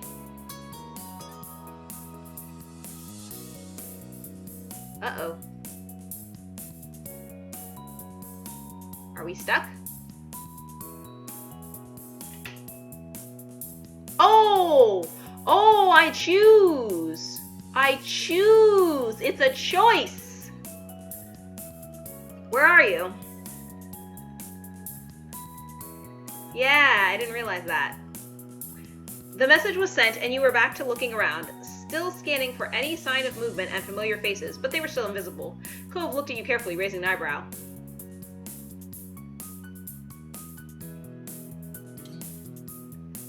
I'm gonna grab onto Cove again, waiting to show Miranda how scandalous I could be. At once, you hooked your arms around his neck, still holding your phone, and brought him even closer to you. He blushed and gave you a look mixed with amusement and confusion. Seriously, Kate, what did that message even say? Before you could even begin explaining anything to Cove, you both snapped your attention to the yelling from across the street. And there you saw Miranda and Terry coming out from behind the backside wall of the grocery store. They both started waving widely to draw even more attention to themselves. Oh. With your friend's grand entrance made, Cove seemed to realize the joke. He smiled with a sigh. You let him go for the moment, chuckling. Cove took a step in their direction. Grinning, he put his hands around his mouth to better project his message across the street. Hey! Laughing and arm in arm, the girls stopped only to look both ways and then rushed across the empty street. Hi. Hi, hope you weren't waiting too long. Hey, buddies. Hi.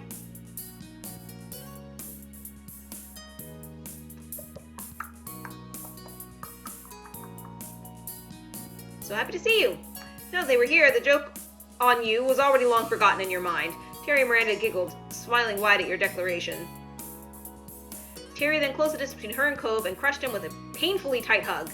You're finally here. It's been so long. What took you? He did his best to eke out a reply with his chest being compressed. Sorry. Eventually, she let him go. Terry looked at him with a beaming smile, but Cove was distracted, rubbing his arms. Standing there, Miranda shifted her weight to her other hip. She watched Cove patiently with a bashful smile. Welcome back. Thanks. And finally felt official. Everyone was together in one place. From here, you weren't sure how often you would have another afternoon like this again. They didn't either. Cove. Terry poked Cove square in the chest. You're gonna have to get me your schedule by this time yesterday. No way. Not really possible, Terry, but I can say as soon as I know. So far, work hasn't said anything, but I can tell you I'm busy with Orca activities. When Cove wasn't at his part-time job or pursuing his academic interests, he volunteered for the Ocean Restoration California affiliation, Orca. The group focused on cleaning up beaches and removing pollution from the ocean. Cove always loved the sea. It didn't surprise me one bit when he started getting involved with them.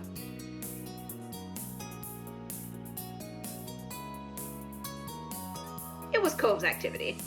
Their big smash event for the year is coming right up, isn't it? Yeah, there's not that much more to do before then, but I'm kind of looking forward to the fundraising push. You nodded, wondering how the event would turn out this year. I know you can do it, and even if it goes really bad, it'll still look good on a college application at least. That's true. Guess what else? We don't have to stand here to say stuff. Let's go! I would like a meal. Now. Pricking up, Cove nodded in agreement. Yeah, I'm hungry. Time to head out. I am cold again. So, I think I'll put my other shirt back on. Now the sleeves are all inside-outed. Here we go. The four of you headed into town, happily chatting the whole way. The only decision left to make was where exactly to stop and eat. The rest of the afternoon and evening passed by in the blink of an eye. When the night fell, it was time to head home. You parted ways with Miranda and Terry.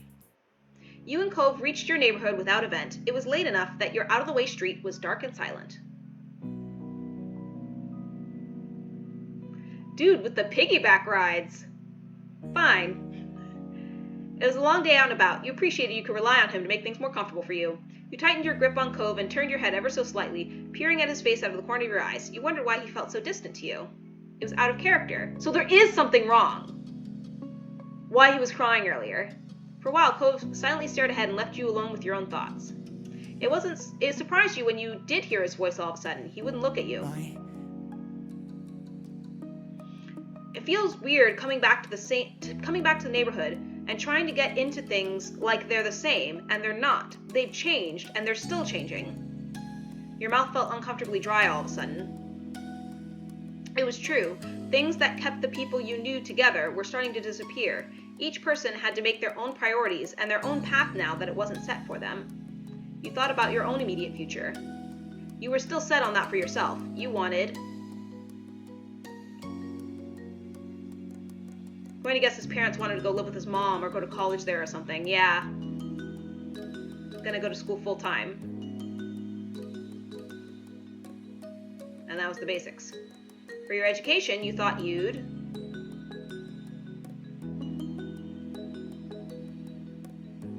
I like that they have all these different options. Attend a public university. And for that, you wanted to...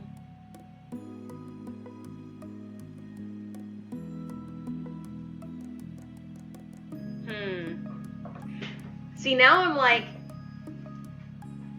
Do I answer how I did when I was young?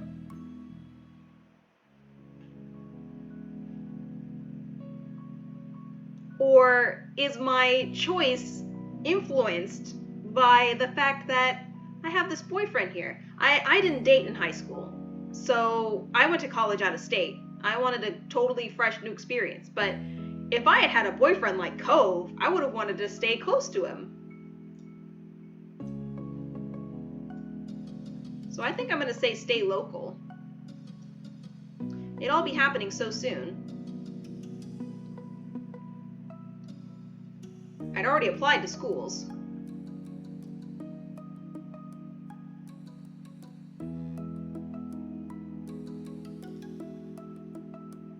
Go where you can be together. Yeah, I don't know. Well, apparently Cove hasn't really been talking about it, and I guess I haven't been pushing.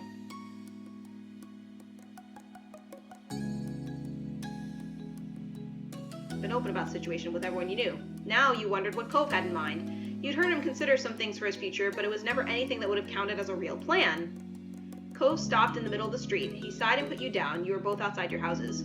Cove looked at the ground for a moment. His mouth trembled, trying to settle on the right words to say.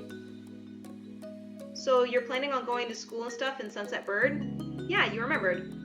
Cove closed his eyes and nodded while he composed his thoughts. He looked at you when he lifted his head. I decided on something. Well, kind of. He smiled slightly and rubbed his arm, and then his expression grew more serious.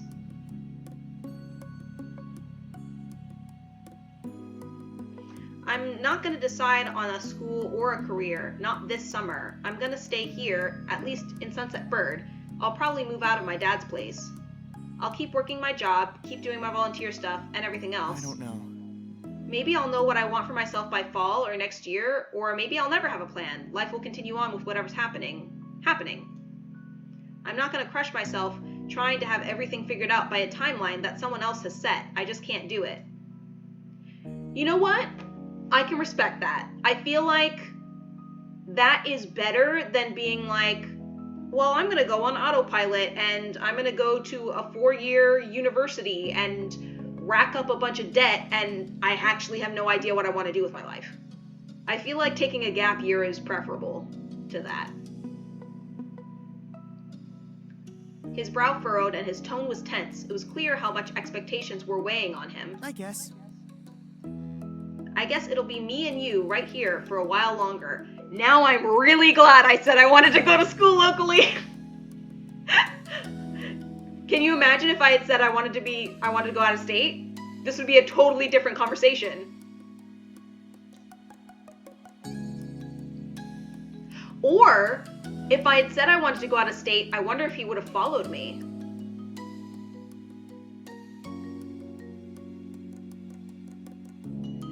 Agreed. I definitely feel like the usual college method puts too much pressure on people who don't know enough about life to make such decisions. Exactly. Totally. And, you know, the stuff that he's doing with working a job and, like, volunteering is so great. I sometimes, you know, there are some countries and stuff that mandate military service before going to college and stuff, and I think that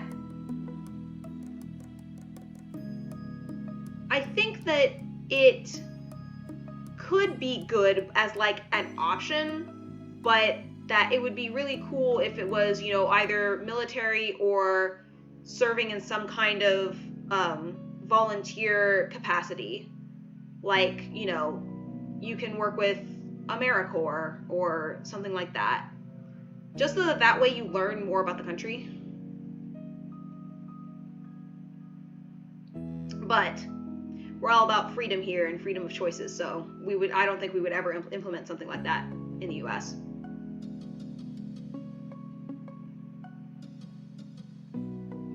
Yeah, exactly. Extend it to civil service, helping your country in some way. Exactly. I don't think that it should be everyone has to be in the military.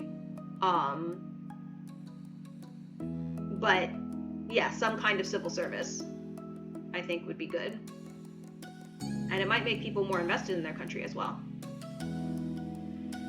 His eyes were glossy. You weren't going to be separated, and that meant a very great deal to him.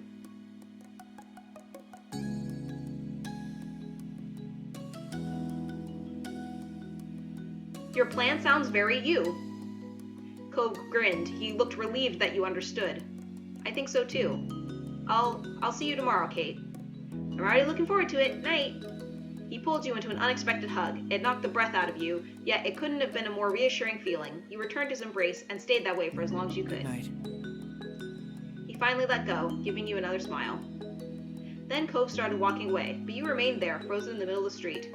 You watched him and wondered, how many more times will he be able to say that he'll see you tomorrow? You hoped for countless more times. Oh! Finally, you turned toward your own house. You vowed to yourself that you would make the most out of every moment you had this summer. Okay, we're gonna save again. Oh boy, that was a long opener. I'm gonna get a snack real quick. Having eliminated the drama, we can now spend the remainder of summer overwhelming everyone around us with the power of love, right? Yeah, because we're not splitting up. Dude, I'm so happy that I was like, yeah, I want to stay local. But I really wonder, though, if I had said, you know, yeah, I'm going to go abroad or whatever, I'm going to go study in another state, if he would have been like, yeah, I want to come with you. Or if he would have been like, yeah, we might have to split up or do long distance, or, you know, I wonder if that would have created drama. I don't know. And this is why replays are necessary. That's why you gotta replay that.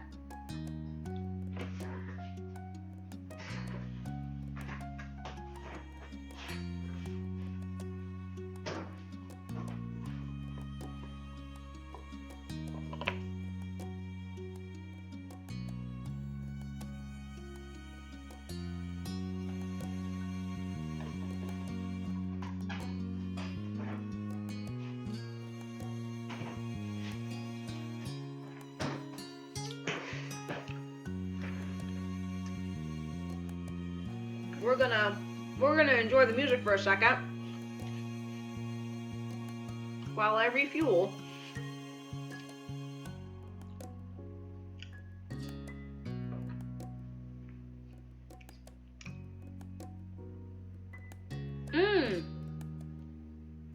The charity event. That makes sense. Remember they said his charity event was coming up?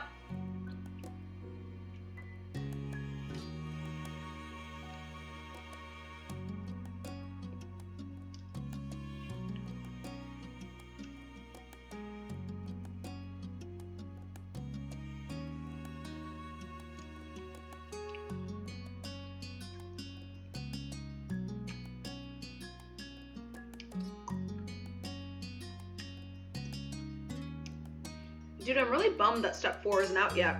They say it's going to come out sometime in 2021, but that's like... that could be 9 months from now, you know what I mean?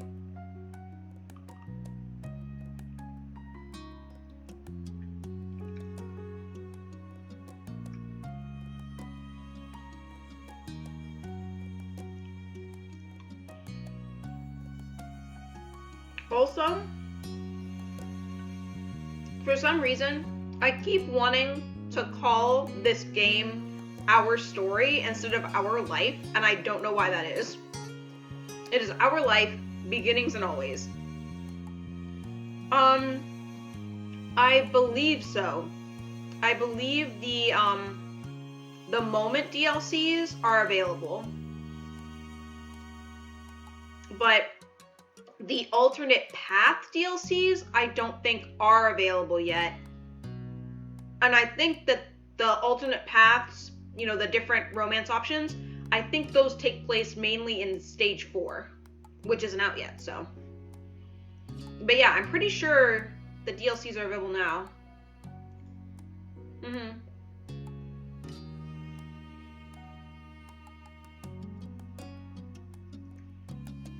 One DLC that was free was the, you can have Cove say your name. He voiced like a bunch of different names.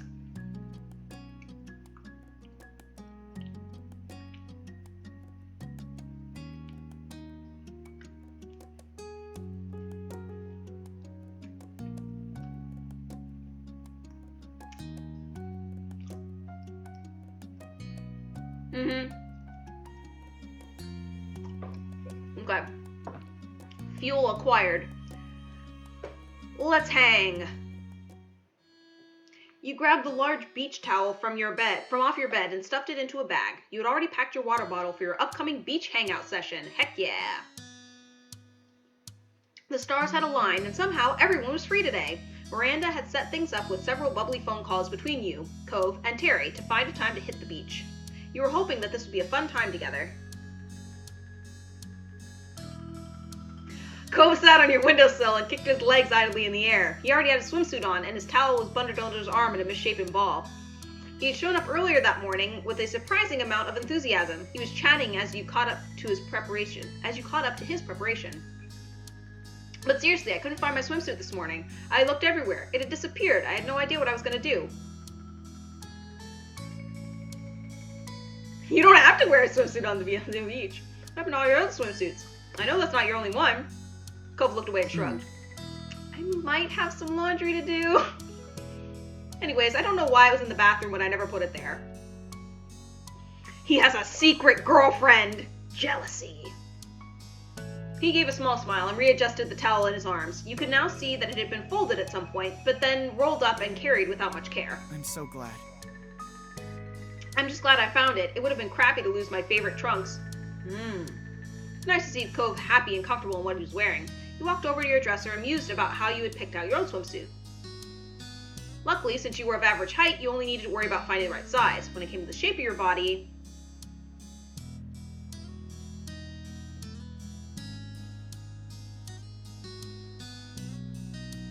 Yeah, I mean, yeah.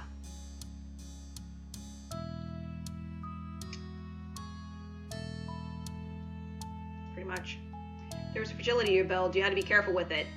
You kept mostly the same shape you had through your teenage years. You were used to your body, and your body was used to your habits. Are you okay? I guess that must have been what I indicated back in the earlier chapter.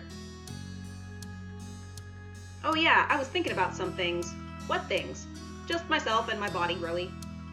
His eyebrows rose at your admission of self-reflection. What do you think? What did you think of who you were? You considered your identity further.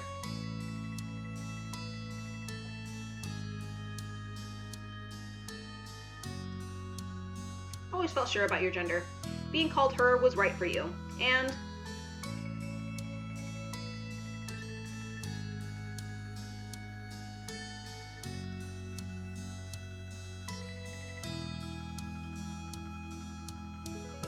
I mean, we're being honest here. Your boobs were a large part of your frame. Dude, at the time, it took me a while to... When it came to the shape of your body, you were a triangle. Yeah.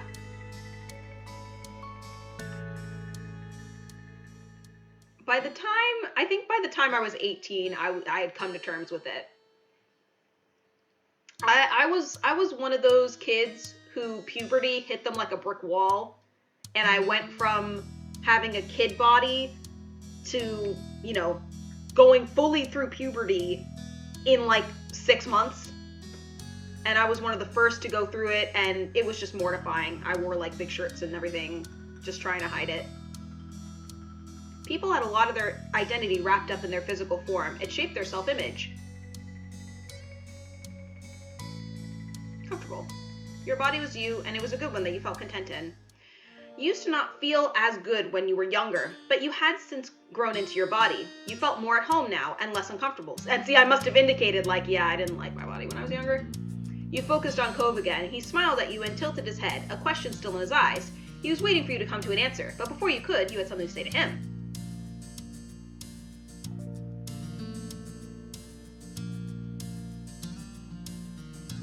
You like the way I look, right? You look at Cove expectantly. Cove smirked a little, his eyes taking you in easily. Fishing for compliments, Kate? You look great. Everyone knows that, including you, by the way, unless that's changed.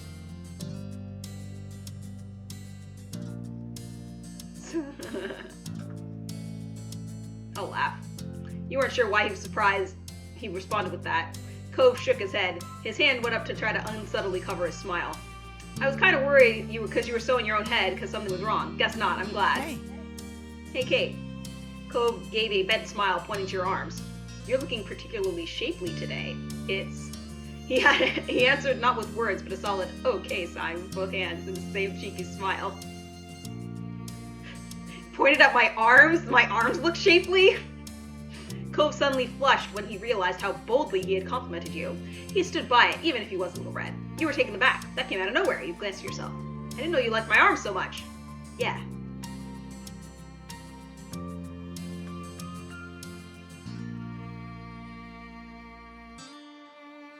You have some good arms yourself.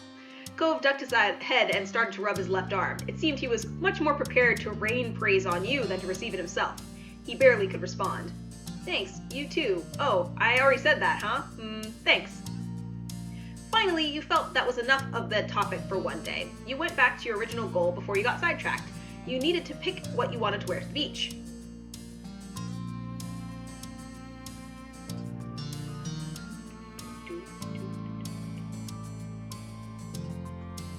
Chose a two-piece tankini. While you dug around in your drawers, you tried to think if there was anything else you were missing. Sunscreen. Where's the sunscreen, man?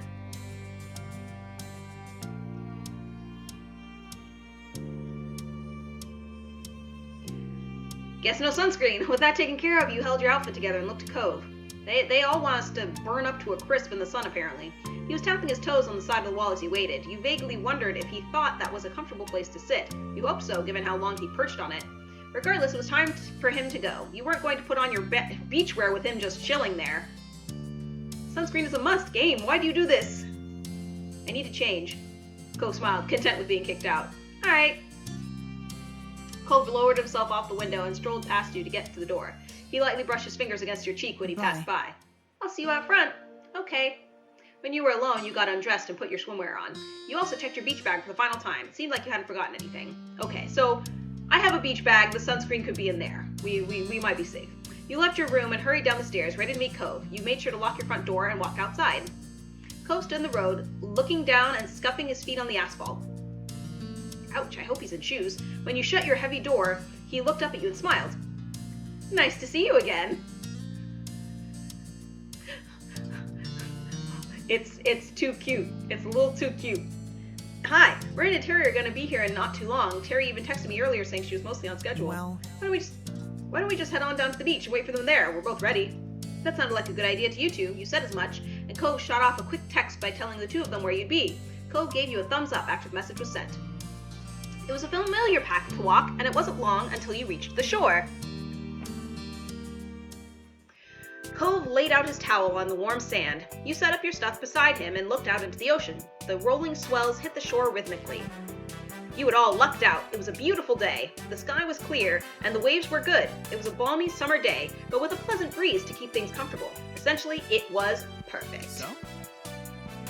Do you feel like heading into the water? Maybe just a walk down the shore? You want to do something here?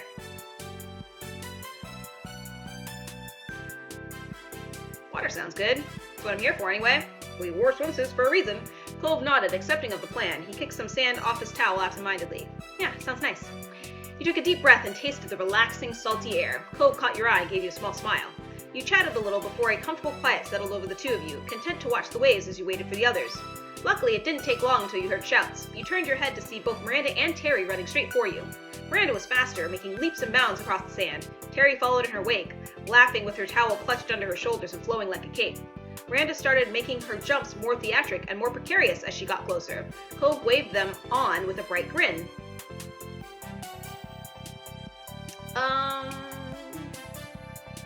Shouted a greeting. Miranda, Terry, good to see you guys. Aw, look at the cute little swimsuits. I like it. Nice to see your arms. The two officially arrived at Cove's and yours. The two officially arrived at Cove's and your setup, looking completely ready for an ocean adventure. They were already in their swimwear and were raring to go. Hey Terry, Miranda, welcome to our beach. Hello, hello. She beamed and Miranda nodded with a smile. Yeah. I am so pumped. Yeah, I'm really glad this worked out.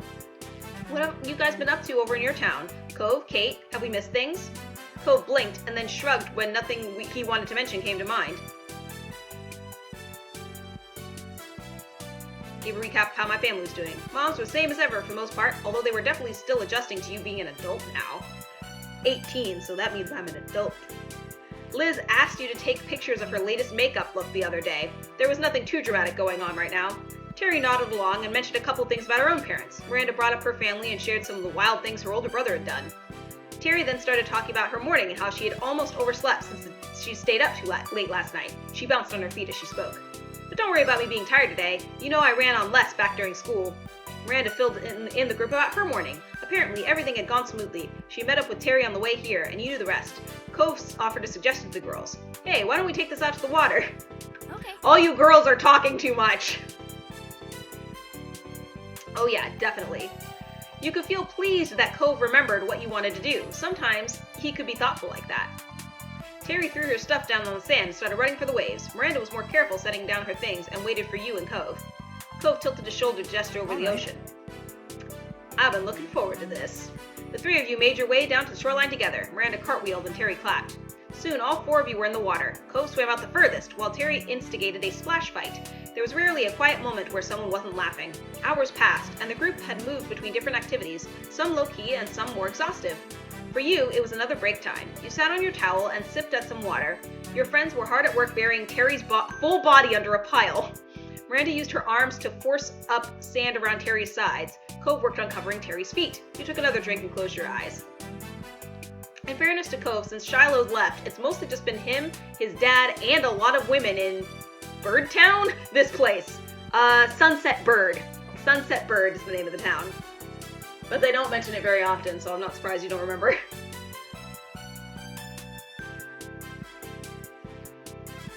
Well, Derek was kind of in and out for a while. Derek was the kid who was always in the soccer uniform. He showed up in chapter 2. But yeah. Verb. A super base. Eventually, a shadow passed over you, dampening the light that was still notable even behind your eyelids. Uh-oh, I'm gonna take a nap. You checked to see Cove had joined you there. Oh, he'd knelt down to dig around in the pile of assorted beach stuff in the middle of everyone's towel setup and pulled out the sunscreen. Yes! We are being safe! Hooray! He took a seat next to you on his towel. He opened the bottle with a soft pop and began to reapply the cream. Hey. He ran his hands across his chest to work the sunscreen in, and you might have checked him out a little from the corner of your eye, while still sipping some water.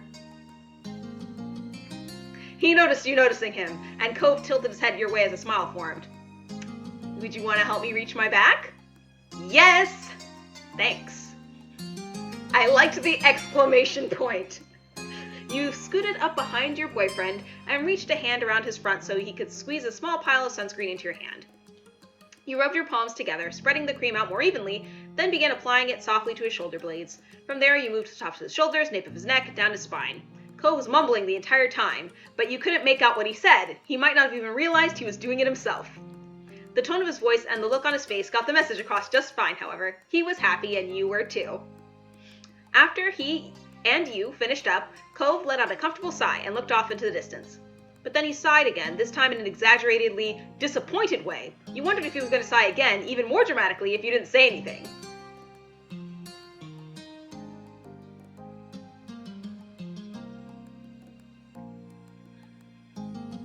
What's wrong? You honestly wondered. You inspected his face to see if there was anything actually distressed about him, but he still just looked like he was exaggerating. You asked anyway, since it was obvious that's what he wanted. This is almost as lewd as hand-holding, I know, right? I think, yeah, there's been some hand-holding in this chapter. I think if there is any intense adult content, it would be in chapter 4. But I actually don't know if there is any in this game. Cove shook his head, comically despondent. His frown didn't match the sparkle in his eyes. Don't worry about it. Scandalous. Just becoming another jaded adult, that's all. Now you were really confused. You waited for him to continue, and his next sigh did not disappoint. It was the most ridiculously sad sigh you had ever heard. Then he smiled a little. Mermaids aren't real. What? That had not been what you were expecting, he continued. You know how much I liked mermaids as a kid. Well, merfolk as a whole. I really hoped that they were out there. I mean... The ocean's a big place, right? They could be somewhere. But the older I got, the more I had to accept it. They were just a fairy tale. I feel like Cove is me. He jerked his head over to the waterline and the rolling waves. They crashed against the shore and then drew back. This is a perfect beach for them. It's pretty and vast and never too crowded. If merfolk did exist, we would have definitely met one by now, or at least we would have heard of someone else seeing one, but nothing. He acted as though that result was a true bafflement. He let his head hang. I gotta let the dream go.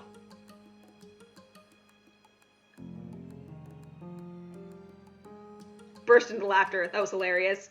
Cove chuckled a little to himself, eyes tilted off into the sea, his face still low. Maybe it's for the best. Let's say a merperson did happen to wash up on the shore one day.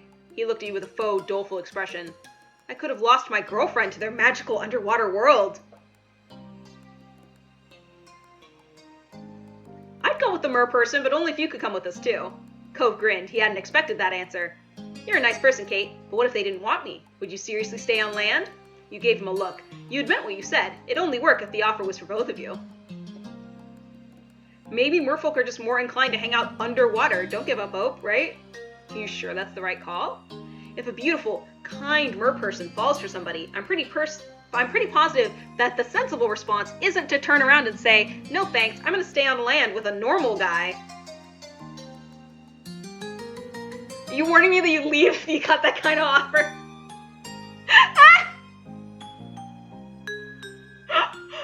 The elves in Elder Scrolls universe are known as the races of Myr. This is well known. Extraplanar entities will refer to them by it. This is...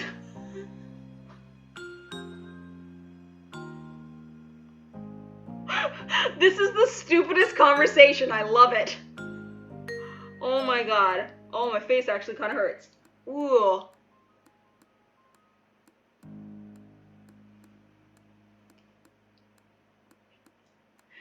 You don't want me to be blindsided when you ditch me for a mer creature if they're real?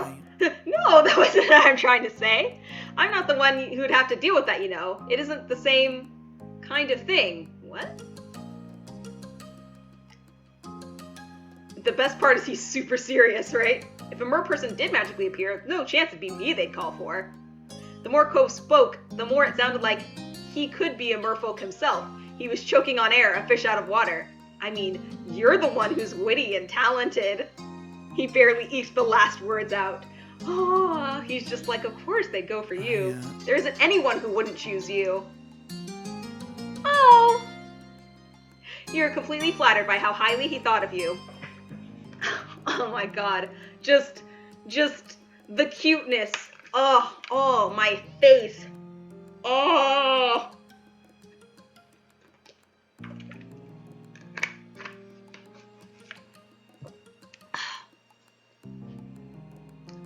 Watch it, that be the twist, right? Then you heard Miranda screech. Your attention immediately switched over to your friends. You act like real couples aren't this comical together. I mean, yeah, I guess. The hypothetical conversations. It's just funny to see it in a game, I guess. Because it's so random. You saw that Terry had gotten impatient and shifted her legs. The walls Miranda had been meticulously building collapsed into a wet heap of sand. She surveyed the damage critically. We're gonna have to start over on that part. Do you want to just give up on this now? No way. The burial must continue. I'll try not to move anymore.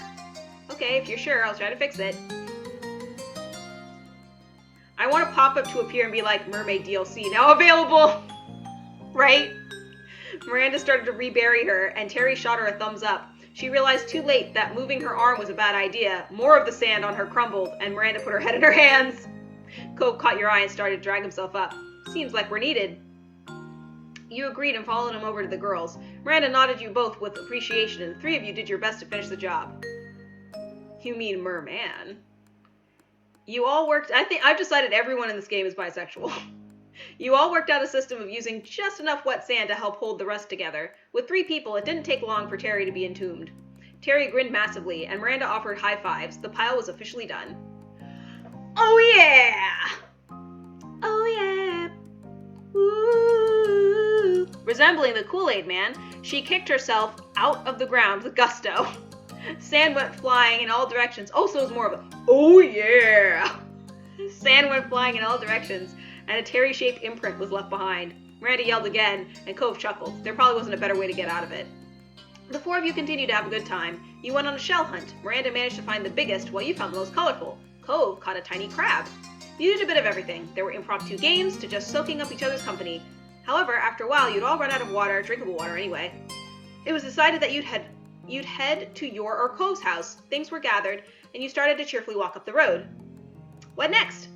I don't have anywhere to go, so it could be whatever. Same, I guess we keep hanging out? Terry snorted and readjusted her grip on things. Don't sound too sure there, Cove.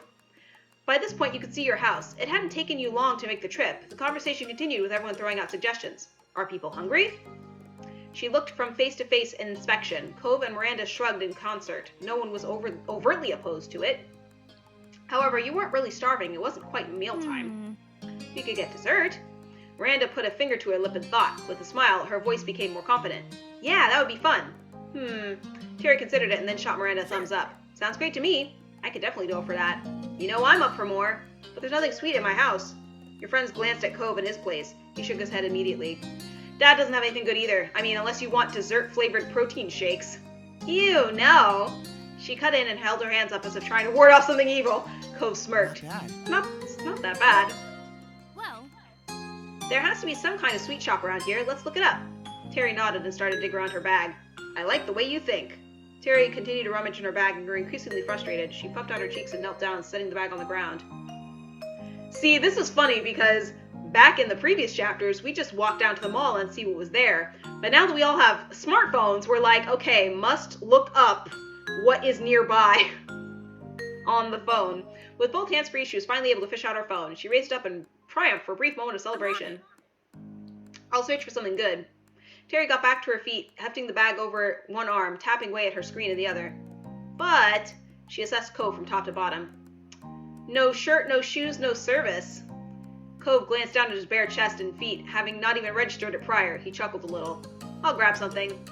Cove moved over to his house. You look towards yours. I decided to change as well. I feel like I'd be more comfortable in something more streetwear than beachwear. You inclined your head over to the side. I'm going to change too. Go for it. We'll wait. Miranda nodded with a smile. You ran into your house. No one was home, so you just rushed to your room and dropped off your beach stuff on your bed.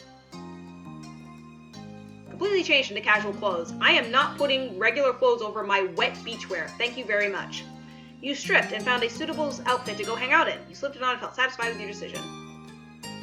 Oh, I love his shirt! It's the orca shirt from where he volunteers at.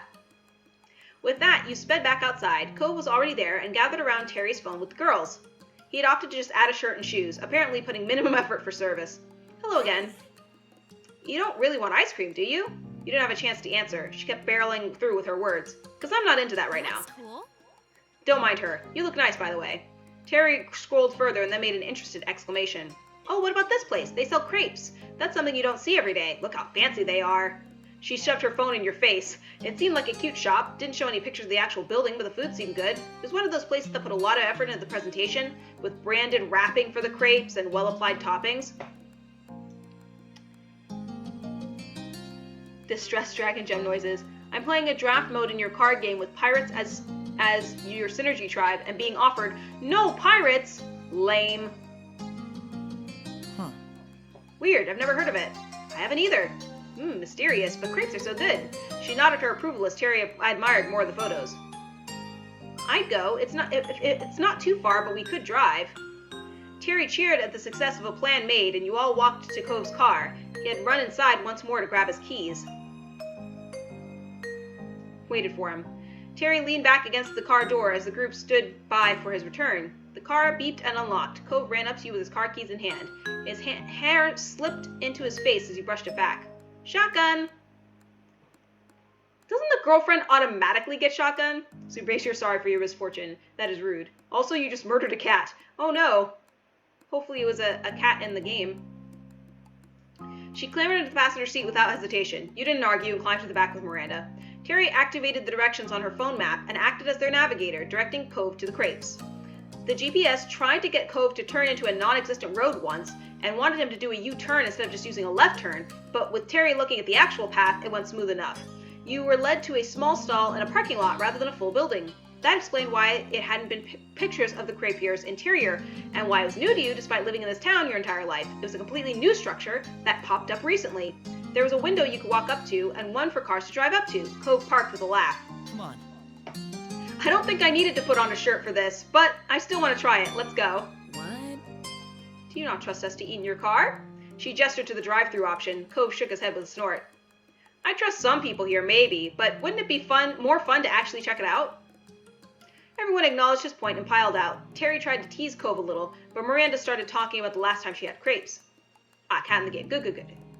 Apparently, there had been a dessert explosion, topped with multiple sauces, powdered sugar, and what Miranda was pretty sure had to be cake icing. That's sweet. So good. Literally. It was so good, but I regretted it so much. I couldn't finish it, and I really tried. Oh, God, it sounds so gross. You can do it this time, Randy. There were some laughs. When you got up to the menu, you realized that there were more than just crepes. There were definitely crepes, many crepes. However, the stall also had a lot of different drinks as well. Teas, smoothies, milkshakes. Jackpot! She grinned and held out her fist for a fist bump. Miranda high-fived it. Basically, the cat's power is when another player is eliminated from the draft, see 3 random cards from that player's draft and add one of them to your draft deck. That is super weird. The two stared at the awkward, vaguely turkey-shaped hand configuration they had made and slowly put their hands down. Cole's mouth twitched into a smile. You stepped up to order first. You glanced back at the menu. I'll get a crepe. Like a crepe, please. There's a woman who looked a little older than you taking the orders. She smiled back at you, ready to hear the specifics of your purchase. For the crepe itself, you wanted...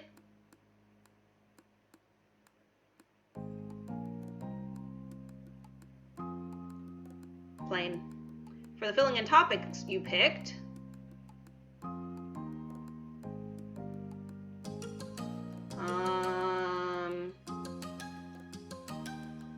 strawberries, whipped cream. That was it. You paid and stepped aside to let your friends order. The turkey is an excellent gesture of friendship.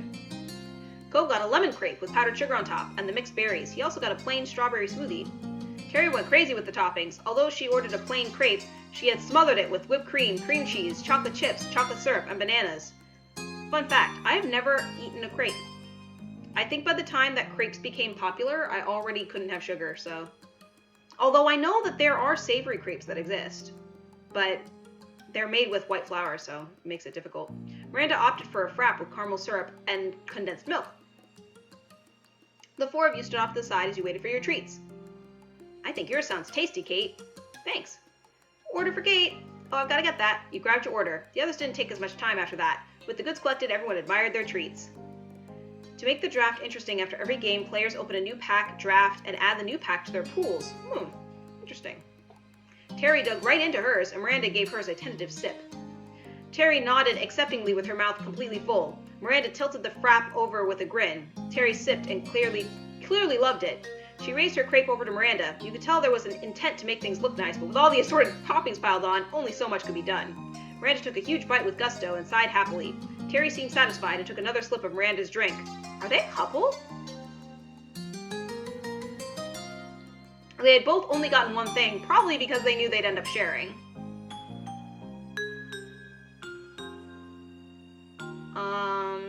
Cool. You want to share ours?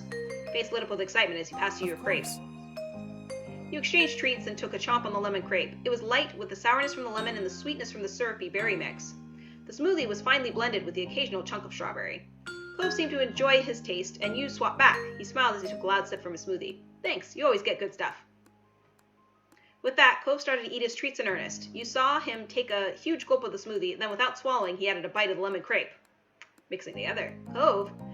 Terry tore off a piece of her crepe and held out to Cove. Care to make a trade? Sure. Instead of continuing to loiter into the parking lot, the four of you started to walk down the sidewalk. There was a lot of sharing going on, with crate bits and toppings being passed around. You wouldn't have been surprised if Terry ended up drinking more frap than Miranda did. You kept going down that way, eating, drinking, and chatting.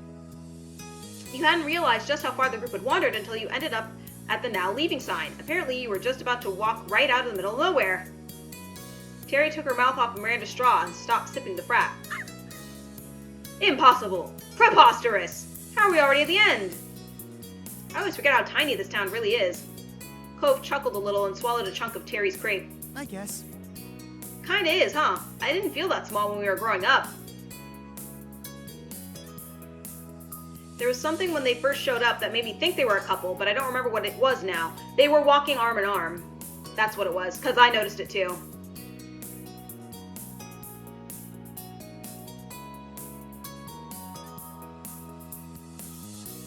Definitely felt bigger then. There was once a time when Sunset Berta felt huge, seemed as endless as the ocean. There was always some street you hadn't wandered down, something new for the tourists.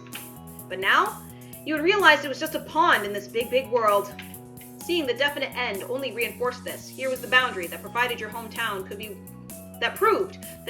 could be walked out of with ease. I guess this means we should probably head back. One doesn't just walk into nowhere land. We're not only one, Terry. There's four of us. Terry scrunched up her face, not wanting to acknowledge the bad joke. She decided to ignore it. Stinks having to go all the way back. Why did we walk away from the car? It's not like there's anything out that direction. And if we did keep going forward, it'd be an even longer trip home. He stared off into the stretch of road as Cove agreed that he didn't want to go out any further. Can we take a break here first before we turn around? We've been walking for a while and someone finished my drink. Right on cue, Terry loudly sucked air from the straw. It was so good. Miranda looked at her, but Terry remained unrepentant. In the end, though, agreed to hang out around the sign before heading back to the car. Didn't take long to finish the rest of the food and the drinks. Everyone gathered up the trash and stuffed it into bags and pockets for now.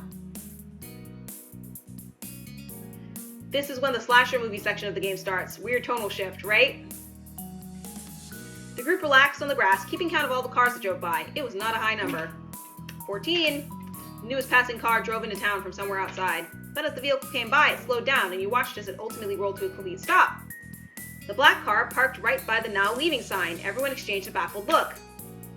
Oh, it's Baxter, I bet. But then the tinted window rolled down and the driver peered out. As soon as you saw the hair, you recognized him. No one else you knew presented themselves so distinctively. Hey, neighbors! Cove also jolted with recognition. He pasted on a cordial smile and waved politely. Afterwards, he put his mouth back over the straw of his long empty drink, as if trying to stay cool. Hi. You inhaled and tried to be loud enough to account for the distance and car noises. It's nice to see you again. Somehow he was able to project his voice in such a way that it still sounded smooth, even though he was definitely speaking loudly. You wondered where he'd learned to do that. Probably theater. And you thought about the odd picture this made. A fancy black car pulled over to talk to a group of teens, mostly still in beachwear. Miranda was incredibly confused and shrank back to watch. Terry tilted her head in unspoken question. Cove made a quick gesture pointing toward Baxter, and a light bulb went off for Terry. All right. Oh, that's the new person in the condo, the B-man, right? Yeah, Baxter. Oh. I wasn't sure if I'd ever actually see him. Her voice was quiet. Miranda usually got shy around new people. Terry was quite the opposite. Incredible. This is perfect. Terry hopped up from the grass and ran to Baxter's car, all full of excitement. Behind her, Miranda picked herself up and dusted off imaginary dirt off her clothes. She sent a searching look to you and Cove, to which Cove shrugged. Miranda nodded and with clenched fists, hesitantly followed Terry. Terry bent down to Baxter through his window. She blasted through in introductions, with Miranda putting in a shy wave. Cove looked at you. He still clearly had no intention of going over. Encourage him to come. You seriously gonna sit in the grass? Come on, time to get up and be polite. Cove pouted. His cheeks flared out in a childish puff. I don't want to. I don't know what to say. Fine. You can go. I'll just wait until he's gone. You can survive Baxter for a few minutes. Do you want to be the only person who doesn't go see him? Well, why can't you stay here with me instead? You sighed. He was definitely going to be difficult about this. Some days he was really that same grouchy 8-year-old you met all those years ago.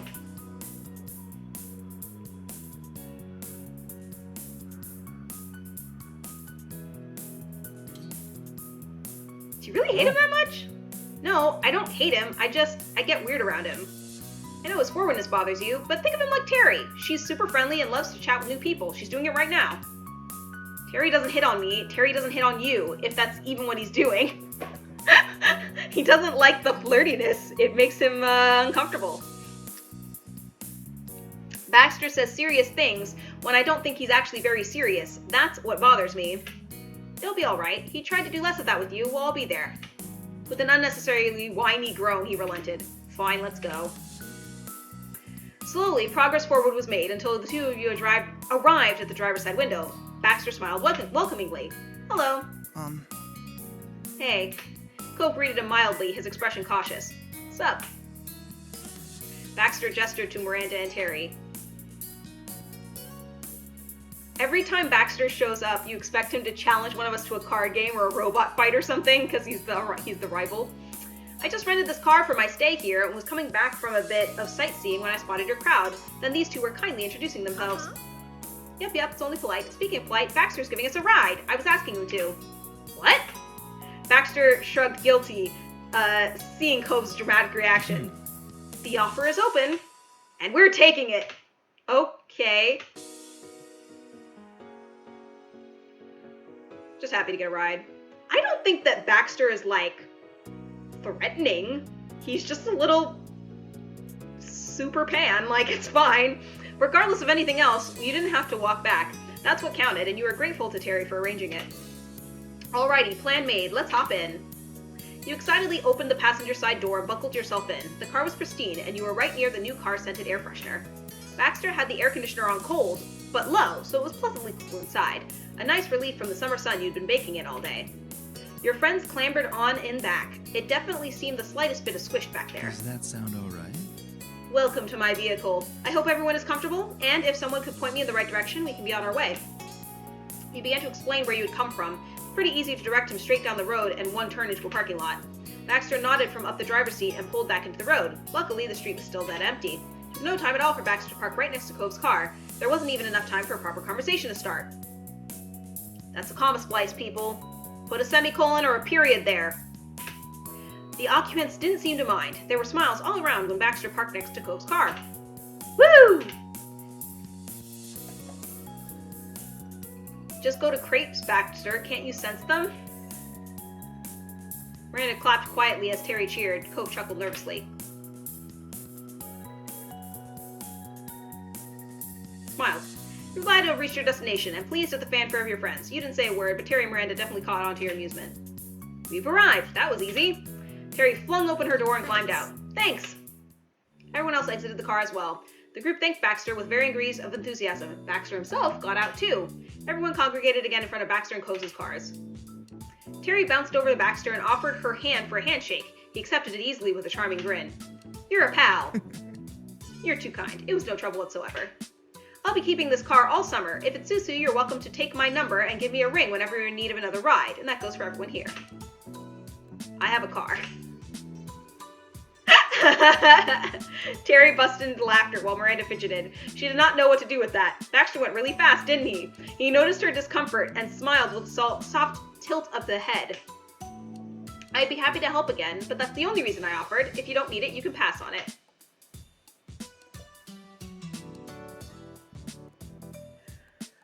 I'm gonna stay silent because I feel like if I ask for his number, that'll make Cove uncomfortable, and I don't want him to be uncomfortable. When her giggle subsided, Terry put out a hand to her chin with brows furrowed. I wonder, would that option be available right now? You could valet us somewhere cool. What? Cove was taken aback. He put a hand on the hood of his car.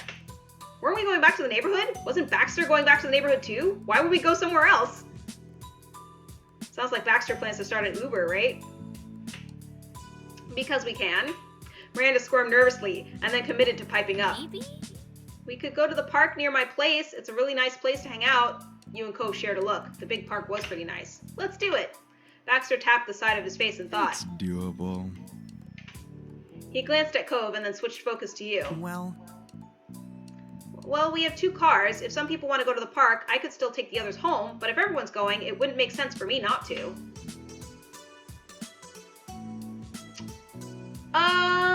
We'll continue the hangout session. We weren't ready to tag out yet. He came to a decision and turned to Cove. Let's go to the park. Alright, park time it is. He smiled a little. Terry cheered and Miranda nodded happily. You felt like you made a good decision. Yeah. To the car! Again! Yeah, whatever car that might be. You gestured at Cove and then to Baxter, seeing who would volunteer. Cove sighed and ran a hand through his hair. He tapped on his car's hood nervously. I guess. We can go in Baxter's, I guess. It'll be less of a pain than bringing both. We're all going to the same place. You okay with that, Baxter? Certainly, I meant what I said. When you need a lift, I can give it. Oh, I guess so we'll go back to pick up his car later.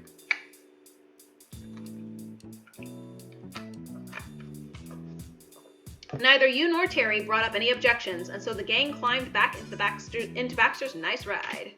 This time, Baxter offered to turn on some music. After all, it'll be a little bit of a drive to the park. Though you normally would. Don't mind us. Yeah, I'd like to see what kind of stuff a guy like you is into. Hope the playlist lives up to expectations. He plugged in his phone into the car with an aux cord and turned on some alternative music. With the music taken care of, Baxter put the car in drive and put it out of the parking lot. The lot was practically empty, but you noticed he was careful anyways. During the trip, it changed to hard rock, punk, and even screamo. Ugh. Despite his personable demeanor, he didn't seem to like upbeat tracks. Took a while to arrive. By the time you got there, the sky was golden with orange streaks of sunset. Everyone got out of the car and started to stroll along one of the paths. You went by the basketball court and some picnic tables, taking the sights. Miranda seemed amazingly content, the location helping her relax in company. She led the way, sometimes stopping here or there to point something out. Baxter turned to her and nodded along. Not bad. I've never been here, but I definitely see the appeal. Man, this is Randy's stomping ground. She's been coming here forever. Seriously, Miranda, have you ever had a birthday party that wasn't here? You missed out, Baxter, because every year she has a blowout party at the park. Imagine balloons everywhere. Miranda looked down, suddenly shy again with the attention on her. She let out an awkward laugh. Yep, every year. The group followed Miranda along to one of the picnic tables. She took a seat, and Terry slid in beside her. You spent the evening chatting amongst each other. Everyone got to know Baxter a little better, although you could tell Cove and him still hadn't fully clicked. At one point, Miranda found an abandoned soccer ball and started tossing it around. To me! Miranda threw the ball to her. Terry caught it with a smile. Think fast! She touched it at Baxter, who only had enough time to squeak. It bounced off his chest, and he stared at it dazed. He blinked as if he needed time to process what exactly had happened, but then he grinned dangerously. He rushed after the ball, and rather than throwing it back, he surprised Terry and everyone else by lobbing the ball high into the air. You bent your neck to watch its ascent and inevitable decline. Baxter hooked it with his foot and launched it up again. There were oohs and ahs from Terry and Miranda. Baxter gave them a very proper bow. When it finally fell to the ground for real, Cove was the one who picked it back up. He was impressed, and he wanted in. With that, everyone was drawn into the game. It was unspoken that whoever did the fanciest trick won. Most of the gang was not particularly practiced with throwing a ball, so not many of the tricks were actually good. However, there was a lot of laughter, and you got to see Miranda pull off a round-off where she threw the ball with her feet, so that was cool. The sunset eventually darkened into night, and the streetlights turned on. Your group's chosen picnic table laid in a bubble of light. The occasional bug cast a shadow as they flew by. It's a little strange being here so late on a normal night. Usually that only happens if there was a party, or an important game, or a fireworks show. Fireworks! Her yell startled Baxter, who was throwing the ball nonchalantly from hand to hand. He missed catching it and it sailed sadly back to the ground. You looked at Terry for her loud outburst. I just remembered, there's going to be a fireworks show tonight. It's in the city. At everyone's questioning look, she huffed and tried to explain further. It's some celebration for the opening of something. I don't remember what. I don't think we could get into the actual event anyways. Oh, yeah. But we should still be able to see the show if we get close. You can't keep explosions in the sky away from the public. Cove raised an eyebrow and drummed his fingers on the table below him. You want to change locations again? Wasn't the last 2 times enough? Terry rolled her eyes and shook her head. To her, it was obvious. Don't be a wet blanket, Cove. What about you, Kate? Randy? Baxter? Don't you want to see fireworks?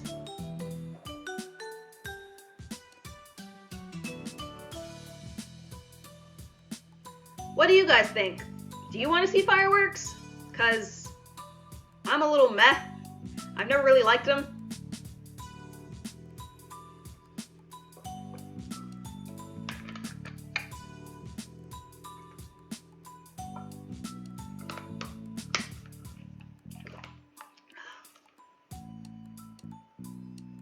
Might see where being non-committal gets me. Fireworks are cool, but it does seem like a lot of effort. I'm gonna back my boyfriend up this time. Cole's right, that's too much. Maybe if we had planned it earlier, Terry. He sounded apologetic, but Terry waved him off unbothered. Time to call it a night. The group migrated over to the car sleepily. Everyone climbed in and Baxter started up the engine. You tried to relax as the car pulled out toward home. You barely recalled before now that this originally started as a day out at the beach, despite your friends still being dressed for it. So much else had happened, and it was a fun day. You felt you'd earned to take it easy now. Okay. Yeah, so I'm assuming if we had said, yeah, fireworks, it would have just kept going, but nah, tired. Let's see. I'm curious about the charity event. Sun beamed in through your window, warming your skin as you lay comfortably on your bed. I'm also going to save.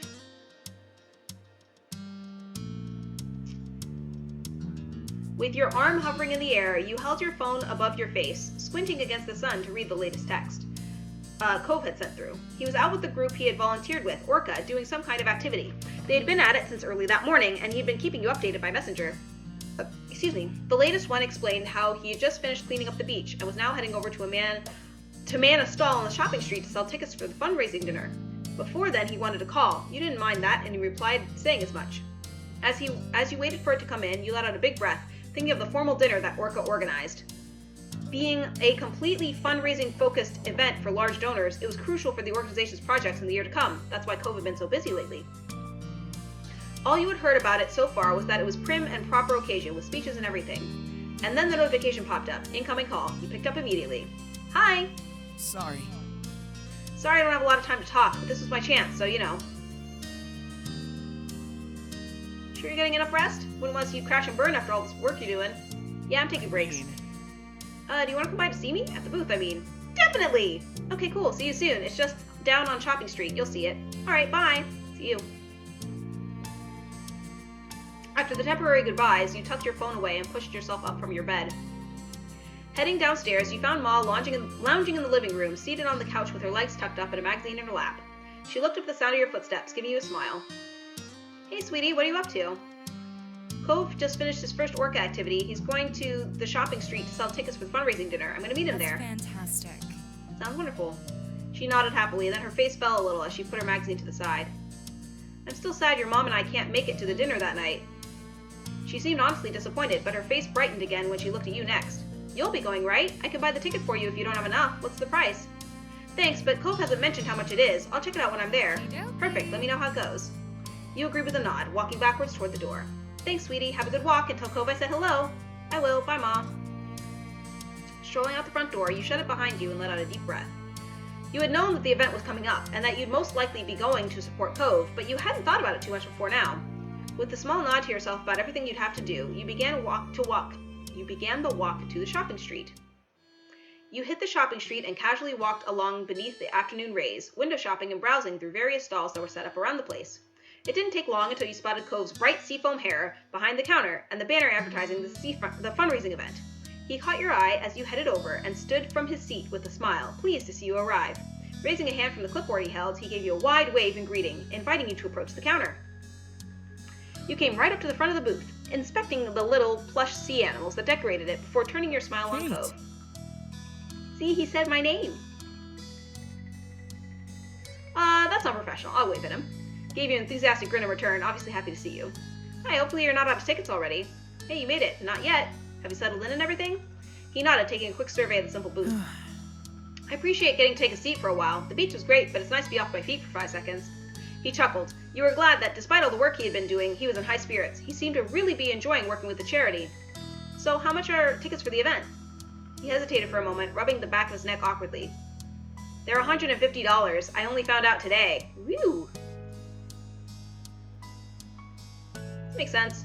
Sounds like a pretty reasonable price for such a fancy event. I've seen way more expensive ones. Cove shrugged, glancing down at his clipboard as he answered. It's definitely not something I would normally be at, but it seems to fit the type of people who are into that kind of thing. Most people that have bought tickets wrote a check for it. I've never written a check for anything before. You laughed briefly and shook your head at him, and upon seeing the look on your face, he trailed off and cleared his throat softly. A couple of people did have cash, though, but yeah, that's the answer to your question. He gave you an affectionate look, his eyes soft as they met yours. Don't worry about it. Not that it really matters. I'll get you a ticket, I just want you to be there. You will? Group members get to bring a guest? No, we only get entry for ourselves, and it's only people who volunteer a certain number of hours, or if they're actually a part of the team running it. So basically, I'm going to buy it for you.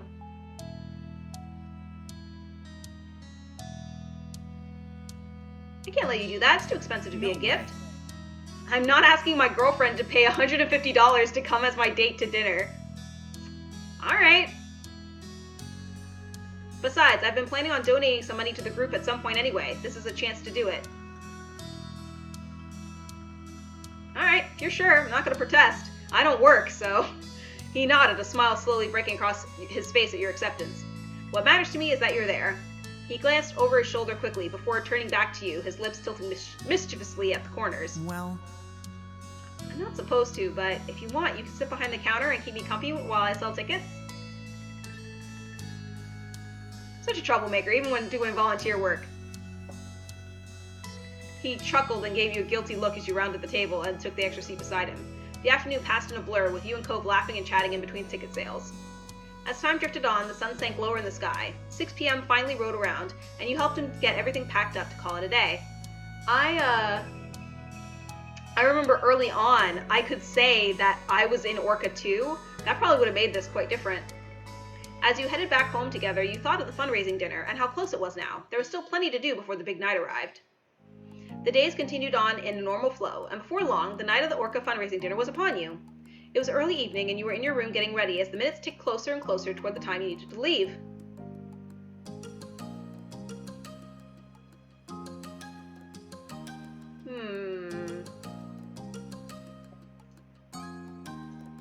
I'll say Liz was helping me pick an outfit, so that we could see her again. You stood in front of her, considering different items while she sat on the edge of your bed, lips pursed tight. She had given a firm yes or no to each item you showed her, which had now reduced your options down to a small pile to choose from. The event had strict guidelines, and you wouldn't be let in unless you were dressed to code. That meant having to find a truly professional outfit, but one that you were also happy with. You weren't happy about having to dress up. Fancy clothes were always stuffy, uncomfortable, and totally unnecessary. Your lips puckered into a frown as you rifled through the options with a tired sigh. Liz chuckled a look in your face was anything but pleasant. I'm telling you this nicely, as your older sister and all. Suck it up. This event is the real deal. You're going to look amazing for one night, and then you can come back and run around in your birthday suit for all we care. Laughed a little. Really shouldn't be this difficult to pick something out. You just need to take the plunge and do it. Taking a deep breath to refocus yourself, you looked over the options one last time. It was time to decide an outfit, and quick!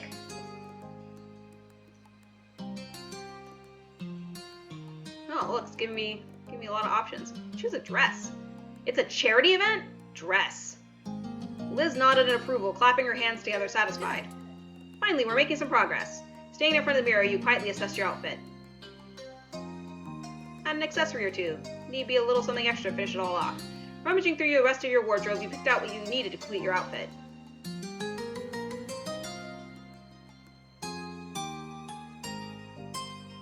Anklet. Cove likes anklets.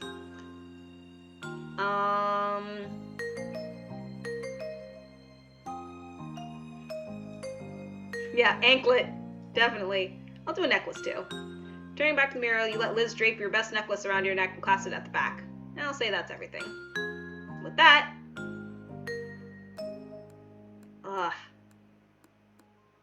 Ask Liz if she can put makeup on for me. Leaning up into the front mirror again, you spoke over your shoulder. Think you can help me with some makeup for tonight? Absolutely, I'll show you everything I know. You're welcome for that. Thank you. With that, Liz really got into gear. She worked deftly to apply all details without holding you up for too long, all while keeping you informed on what was happening to your face. Finally, you were dressed, and it all come together. So that's nice. I have an older sister, too, who's, actually, the gap is similar to the gap between, Liz and Kate. And, yeah, she helped me with makeup and stuff. I still will not wear makeup unless it's, like, a really formal event where it's kind of like the code, too. Kind of have to. Because I just don't like having stuff on my face. But that kind of makes it so that I'm not very good at putting on makeup, either. So then she was able to help. Cove sent through a text saying he was heading to the car and would see you in a bit. When you looked at Liz again, she had a goofy smile pulling at her lips. You look very nice, Kate. Oh, our little sister's all grown up. Now you're talking like her mom's. Her eyebrow dipped at the statement. She smirked with arms folded.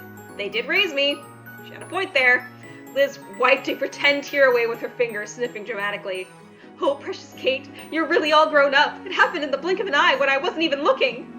Now you're really starting to sound like our parents, specifically Mom. She chuckled to herself, nudging you toward the door.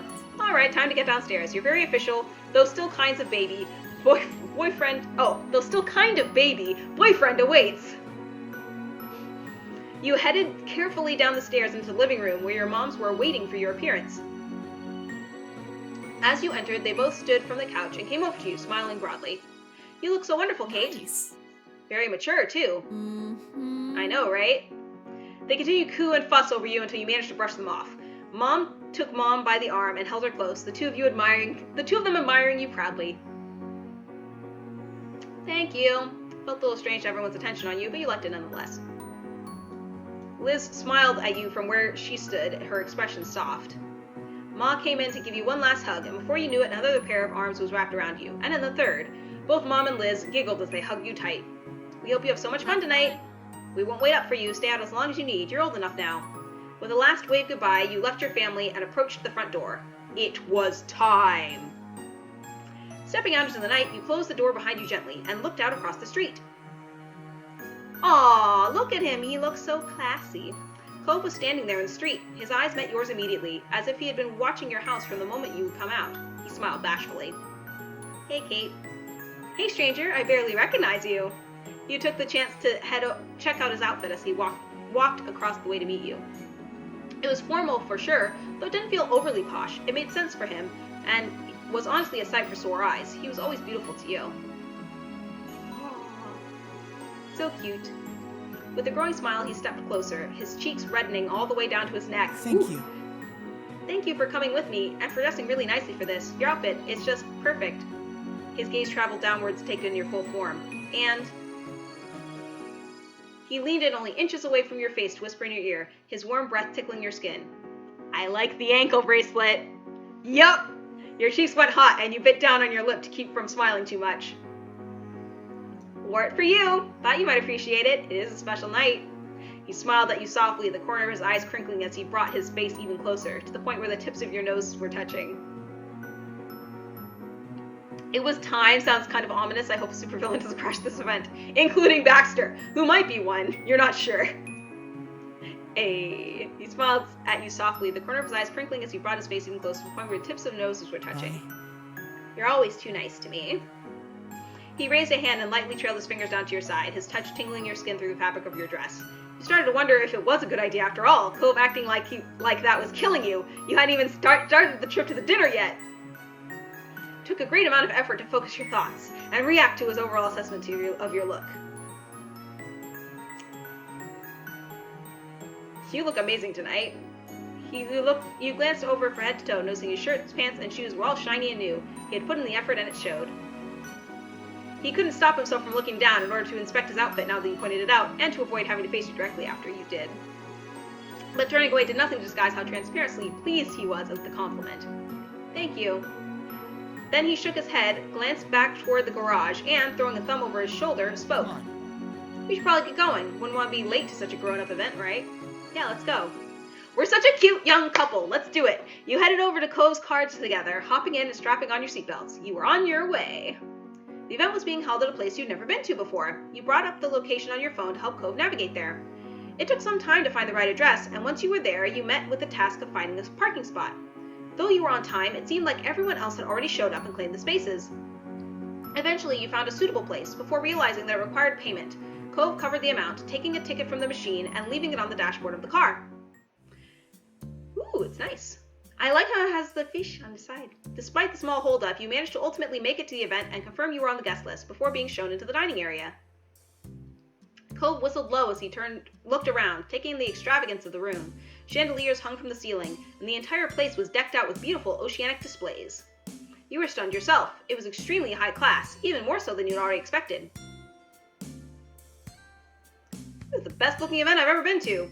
Your lips parted a wondrous smile as you took in the decorations and the guests all dressed to the nines. Cove met your eyes with a similar look on his face. You got the impression that he felt the same way about it all. The sound of Cove's name being called out echoed over the din of the room. When you looked around, there were a couple of unfamiliar people coming your way. They headed over to greet Cove, giving you both a welcoming smile and hello. We're glad to see you could make it, Cove, especially after all the hard work you've done to make this night happen. Of course. Definitely, wasn't going to miss it. You must be Kate. Cove has mentioned you often. It's nice to finally meet you. He has, huh? Well, I hope I live up to the legend. When you glanced over at Cove for confirmation, he smiled, pleased with himself, a small flush of color covering his cheeks. Kate and I, we've known each other a long time, since we were just kids. That's wonderful, nothing like old friends. Yeah. Cove, we have to thank you for everything you've done for Orca. You're always welcome to join in for more activities when they come up. You too, Kate, if you ever decide that's something you're interested in. You nod your head in understanding, giving a small smile. Well, we better head off to greet the other guests. It was lovely speaking with you both. You all said your goodbyes and they faded off into the crowd, leaving you and Cove on your own once more. Cove shrugged, eyes darting around the place with an awkward look. So... I guess we should talk to more people. There isn't much else to do at an event like this. You found your way into groups of people who were standing around chatting while some light music played in the background. Servers with large silver trays were gliding between the guests, offering drinks and canapes. Cove approached various people as you wound your way through the guests. He managed broaching new conversations as well. You were enjoying talking to so many different people, both guests and members of the organization alike, and found yourself enjoying the company. That's not at all like me. The sound of the microphone crackling came from the podium at the other end of the room.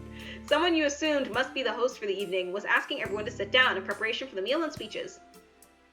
You and Cove looked for your table, finding it easily enough by the little name cards that were placed delicately beside the napkins.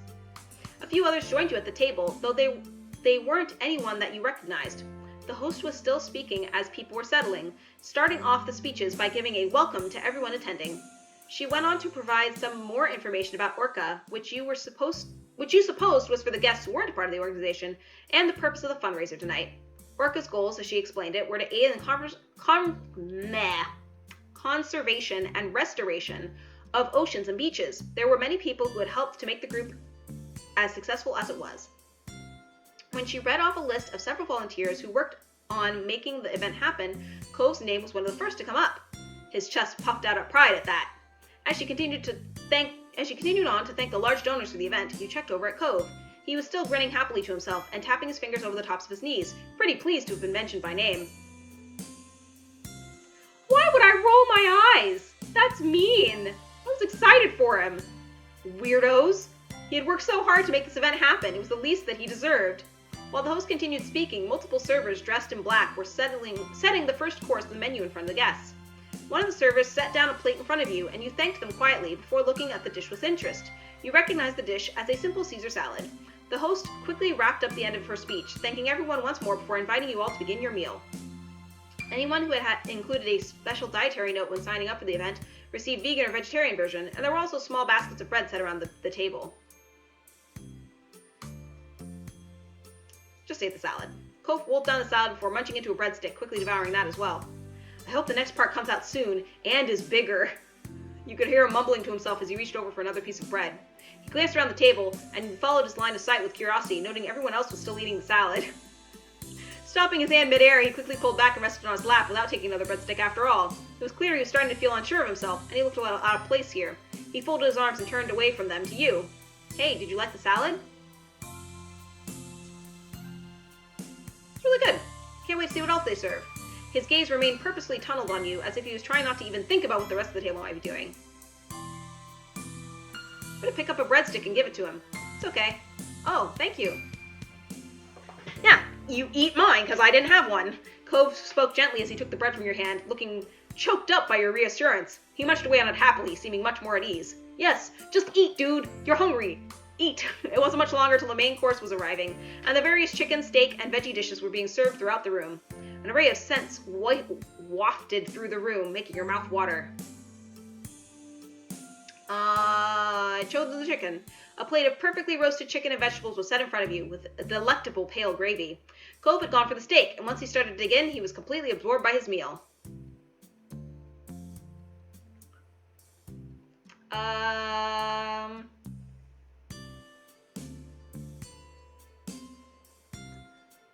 I'm gonna put my hand on his thigh under the table. Couldn't resist teasing him while he was distracted. Your arm reached forward out of view of everyone, hidden by the heavy tablecloth.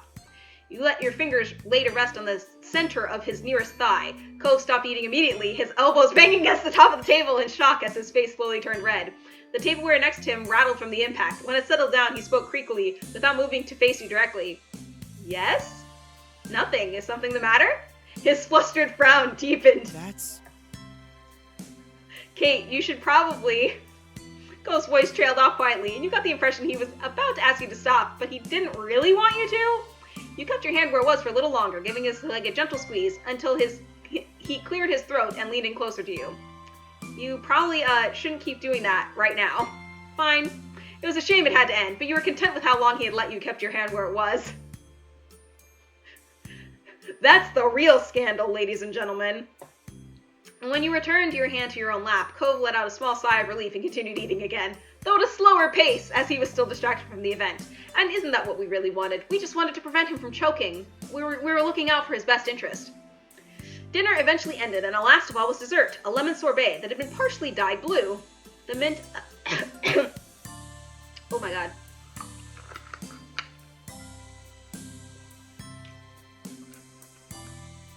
I might not be able to continue for much longer. My voice is drying out.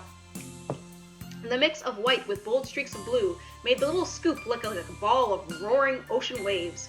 The effect was pretty, but serving size was small. Perhaps it was the price to pay for artistry. You turned to Cove to find him pouting a little at the size of it. Digging into the dessert, it only took him a few bites to polish it off. Again, the other people around the table had barely even begun eating. An unimpressed air settled over him as he sat back in his chair, sipping at his water unhappily. We can get more dessert later. You gave him an encouraging smile. He looked up at you sheepishly, embarrassed to have been caught sulking over such a thing. He fumbled for a defense. It was just really good, that's all, and now it's gone. But I'm okay. With a slight grin, he shrugged to show he was really fine. Big mood, Cove, you feel him. Like a bite of mine? He scooped a spoonful of your sorbet and offered it to him, holding it hand beneath to avoid any drips. His eyes widened as he eyed the dessert hungrily, surprised at the offer. The Cove train runs on whole grain. Recovering quickly, he leaned over the table, lifting out of the chair a little as he ate the treat from your spoon. As he sat back, humming happily with his mouth full, you couldn't help but smile at the sight. Cove swallowed the faux ocean and let out a satisfied sigh. Even though it wasn't that much more, the simple fact that he had gotten more hit the spot. Thanks. You're welcome. You were pleased to see that he was perkier, and you went back to eating the rest of your dessert. Another person from Orca got on stage to make a speech as everyone was nearing the end of their meal. They spoke mostly about the individual projects the organization was working on and their plans for the near future, as well as encouraging anyone who was interested to consider volunteering. Cove bent over the table with his chin bounced on a hand, listening attentively to the words. As they came to a conclusion, everyone gave their round of applause. Cove caught your eye and smiled. You wondered what would happen now. And then the lights dimmed. A couple of spotlights came on, projecting a water light effect around the room. The guests gushed over the ambiance, and you looked around with wide eyes at the ripples on the walls. The DJ that had previously been playing some soft mood music in the background announced the floor was open for dancing, slowly turning the volume up so it drifted through the space. When you glanced at Cove, his eyebrows had shot up, and he mumbled quietly, Huh. I didn't know there would be dancing. I guess it makes sense now that I think about it. He gave an awkward laugh as you both watched people... He gave an awkward laugh as you both watched as people rose from their seats. It was clear now that many of the donors were couples. A small crowd had started to form on the dance floor, and the DJ played a romantic song to get everyone started off. Cove let his gaze float over the small sea of guests who were moving onto the floor, his hands twisting in his lap as his lips pulled into a tight line. And then, with a breath and the lift of his hand, he turned to you. Well, Want to dance with me? Of course I do. His face lit up. You could even tell beneath the dim light. Accepting Cove's outstretched hand, you rose from your seats together and stepped out onto the floor. When you had found a spot for yourselves among the other guests, you turned and faced him, standing close. Cove gave you a small smile as you looked up at him. He seemed a little nervous. I don't know how to dance, not for real. Aw. You can dance if you wanna. You don't even have to leave your friends behind. He admitted with a slight squeeze to your hand and a sheepish look. He gave him a reassuring grin and nudged a little closer to him. It's okay, I know. With a familiar face full of affection, he let go of you and raised his arms to slide both of his hands behind your neck. You wrapped your arms around him in response. Together you gently swayed to the music, moving your feet in time to the delicate beat. It was nice just being here like this, in each other's arms. You didn't have to worry about whether you knew the right steps or not. There was always a way to make it work between the two of you. Cove leaned in his head nearer to yours, the forehead so close to yours that they almost touched. His breath was warm as he let out a contented sigh, tickling your skin. You really do look so good tonight. You're such a beautiful woman. You clean up pretty well yourself. He chuckled softly as you took a second to admire him, running your eyes down the front of his chest. Have you had a nice time? I hope you did. Leaned in and kissed him. His eyelids fluttered closed as your lips met in a soft kiss, and when he pulled back, he smiled at you gently. His bright eyes stayed locked on yours, studying you with unmistakable adoration. Small kiss.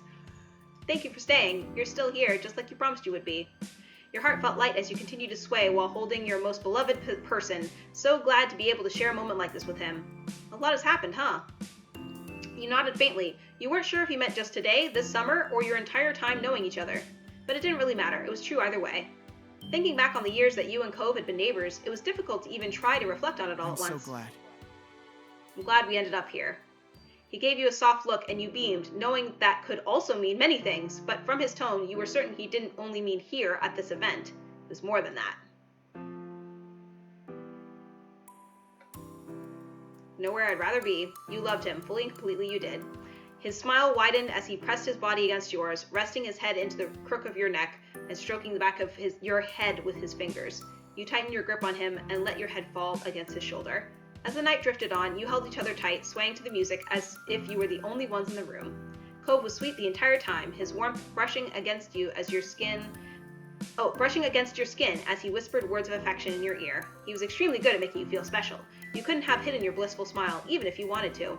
The party eventually started to wind down, and at last, it came to an end. With the main lights turned on, you blinked against the brightness of them, making sure you still had Cove in your sights. One final speaker came up to the podium on stage, thanking all the guests for coming and wishing everyone a good night. It was bittersweet to see it come to a close. Your time with Cove here was precious. At least the memories could be brought with you. Giving the space one more look, you walked together with Cove out to the parking lot. The other guests were doing the same, so you got stuck in a bit of a crowd. Though Cove was so tall you could always see him, and it was easy enough not to get separated. The parking lot itself was quite big, and even more noticeable now with fewer cars blocking the view. It took a little while to actually locate Cove's car across its expanse. Eventually you found it, and the two of you bundled inside the vehicle and buckled up. The trip home was quiet as you both silently reflected back on the experience. The event had been the biggest night of the year for Orca, and now it was all over, just like that.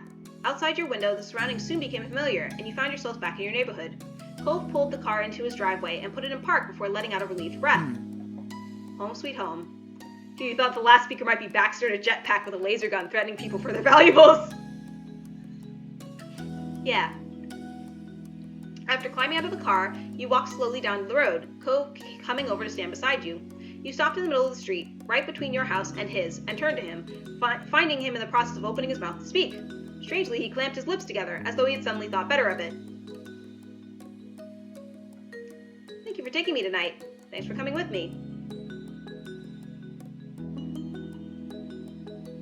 Or ruffled his hair playfully. He wrinkled his nose a little, giving you a small smile. Night, Kate. With a last wispy smile, he left towards the front door. Figuring you shouldn't linger in the street for much longer, you crossed the remainder of the road and did the same. When you reached your house, you pulled out your keys and stuck them in the door, trying your best to be silent about it. Opening the door a crack, you turned back and looked at Cove from over your shoulder. Your eyebrows lifted in surprise to see he was doing the same, holding his front door open, but waiting for you to go inside before he did. You shared an amused smile before you both stepped into your own houses, locking the door behind you. It was quite late, so everyone else was already asleep. As quiet as a mouse, you tiptoed up to your bedroom and changed out of your formal clothes into your pajamas. Now that you were finally home, you were exhausted. You brushed your teeth and got ready for bed in the darkness, before crawling under the covers and letting out a heavy breath. It was still strange to think about how that was it. The build-up to the event had felt like so much, and now it was completely behind you. Your mind was busy with the rapid yet muddled thoughts as you faded closer and closer to sleep. As unconsciousness creeped upon you, you felt more content. It was a big deal, but there would be more in the future. You could accept what it had been, and you could dream about what you'd get to experience next.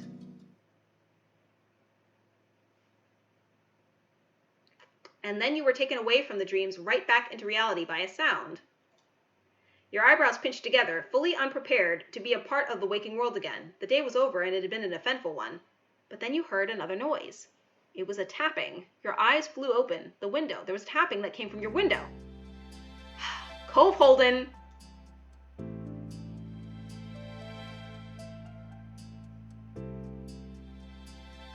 Slowly forced myself to get up. Pried yourself out of bed. Blanket was flung back. You rolled and then sank to the floor. You froze for a second to let your half-asleep brain process the fact that you were mostly on your feet now. There was another tap at the window. You shuffled toward the window, something akin to a zombie. Blearily, you opened the window and there was Cove. You blinked at him. You had not been surprised to find Cove awkwardly crouched on your window ledge. However, you were taken aback to see he was a little overdressed. Cove hadn't changed out of his formal clothes. You also noticed he was perched clumsily. You didn't know if it was because he was trying to keep his fancy clothes clean, or if he felt weird about something. His body was too stiff and awkward. Even given that Cove was normally all thumbs, he looked off balance, slightly more than usual. Cove smiled sheepishly. Hi, Kate. Nice to see you, Romeo. He moved aside and let him climb inside. He cautiously stepped down by stretching his legs over. Strangely, he didn't use his hands for support. It was clear to you now. He was holding something. When he was safely on his feet, he briefly checked out his clothes, twisting around to see the back of his pants. Caught you looking and shrugged. I did go home after the event, but I knew I wasn't going to be able to settle down, so I just walked back out. I needed fresh air and time away from everything. He paused for a moment and raised his clasped hands together, clasped together hands where you could see them. But then something happened, and well, so I have something I want to show you. Cove grinned like a child and gently unfurled his fingers, not being able to keep you in suspense for even a minute. Carefully sitting inside was a tiny yellow light. It blinked off and then again, a firefly. Delicately, he moved his hand closer so you could see the creature better. They're back. He closed his eyes, a smile now faintly illuminated by his insect companion. Remember the first time I caught one? I always will. I could barely manage anything because of that neon pink cast I was stuck with all summer. You were still stunned by what was happening but couldn't help snickering when Cove did. It was thanks to you I finally held a firefly in my own hand. You're welcome, Cove. When that happened, well, it was just really memorable for me. Geographically impossible firefly, yep. Honestly, I didn't think I'd see them this year. I don't know why, it's just they were kind of late, and I guess I've been worrying about a lot of stuff lately. You could tell that the firefly genuinely lifted his spirits. He seemed at peace, and he wanted to share that with you. The fact that his first thought after discovering the fireflies was to come over and celebrate the joy with you made you feel suddenly very cherished. Cove opened his eyes, but he looked away, not meeting yours. Nice. It's really nice, I think. Even if the fireflies disappear for a while, it doesn't mean they're really gone. They'll come back. I can see them again. Smiles. Then you look at the firefly keenly. There was definitely something poetic about them. You felt a warmth in your heart. Cove looked at your face, his smile now fragile. It makes me think about the two of us. We're together, then we say goodbye, and then we're together again, day after day, year after year. And, because of him having to go visit his mom all the time. Even if our time apart gets longer, that doesn't make it forever. Kate. I'll always be there, whenever you want to see me.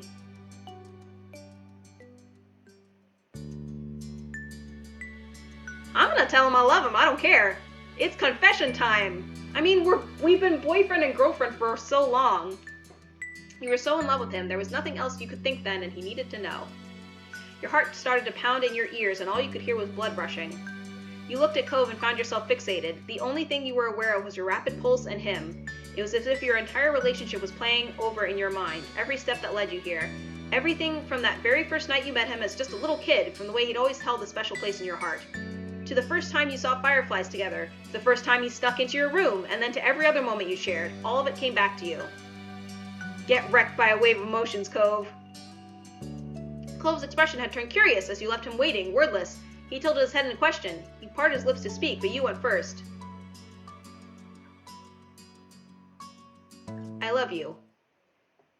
Oh, the music stopped. The music stopped. Did we make a mistake? With your confession, the world stopped for a second. Cove froze. Oh! Then, as if your words had turned a faucet, tears began to fall down Cove's cheeks. He silently mouthed something, but you couldn't make out a word. Cove! You stepped closer and closer, removing the distance between the two of you. He covered his mouth with a hand. He must have forgotten about the firefly resting there. It flew off into the night with a twinkle. He used his other hand to shakily reach over and interlaced his fingers with yours. He gripped you tightly as he started sobbing harder. I'm gonna squeeze him hand back. I think he's just overwhelmed. Yeah, I think he's getting wrecked. When the music stops in Doki Doki Literature Club, it's very, very bad. Seems like this is going better. You readjusted your grip to something more solid and held him tightly.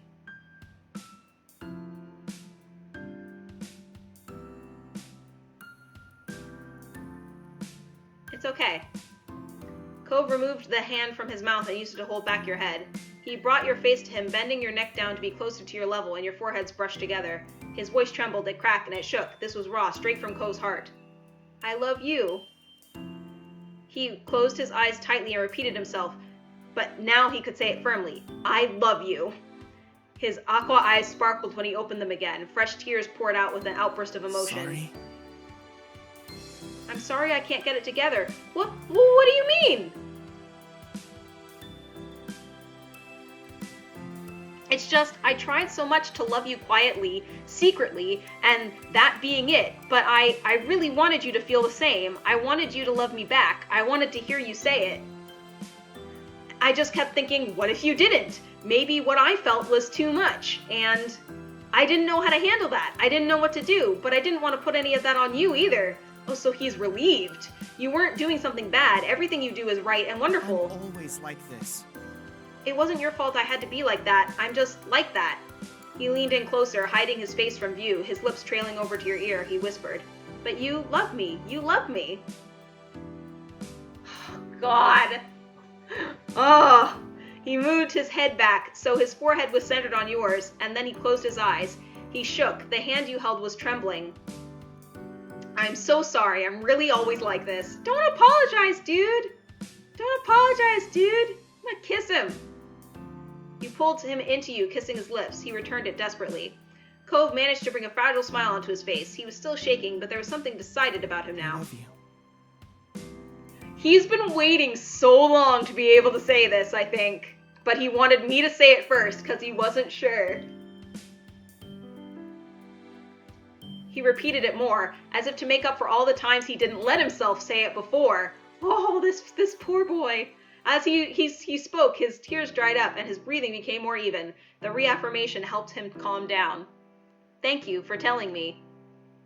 Cove's smile was bolder, even as his voice wavered and he ducked his head with a childish shyness. He clearly fought against getting emotional again. What a goof, just say the thing, right?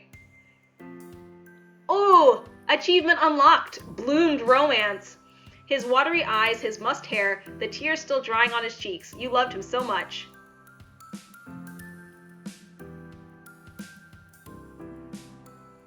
It was only the truth. I love you.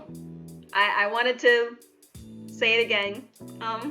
Cove held the sides of your face, but moved his thumb down softly to brush your lips. It was exciting. He wanted to keep touching you, and you wanted that too.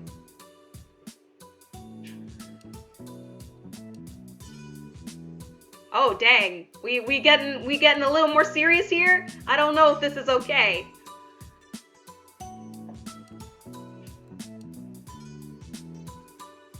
I'm gonna assume that we can make choices so that it is okay. I'm gonna run a hand through his hair. Stay close to him, use one hand to comb through his hair. He leaned into your hand when your fingers got deeper into the strands. Cove tilted his head and brought his mouth to yours. Your lips delicately touched, too brief and slight to be a true kiss, but enough to be exciting. The slight touches were because he was also using his mouth to mumble something, although you couldn't make out any clear words.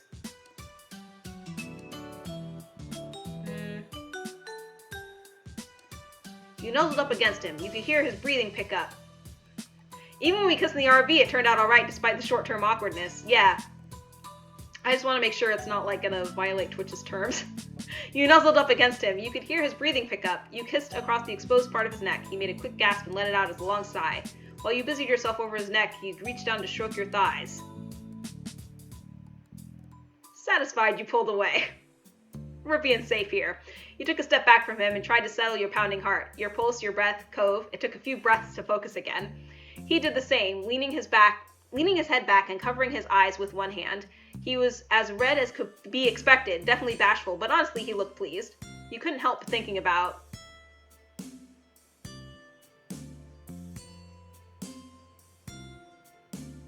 Ooh, dang. Ooh, dang. We just said I love you, but we can be like, yeah, let's get married, yo.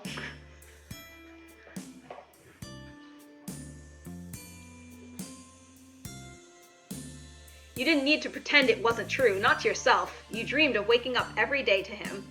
You wanted Cove to be your partner through all that you'd experience in this world, and someday you wanted everyone to know just how much you loved him. For now, though, you were content to keep that only in your thoughts. I feel like it's a little bit soon to be like, yeah, let's get married. I mean, we just said I love you. I don't want him to cry again. We're gonna chill.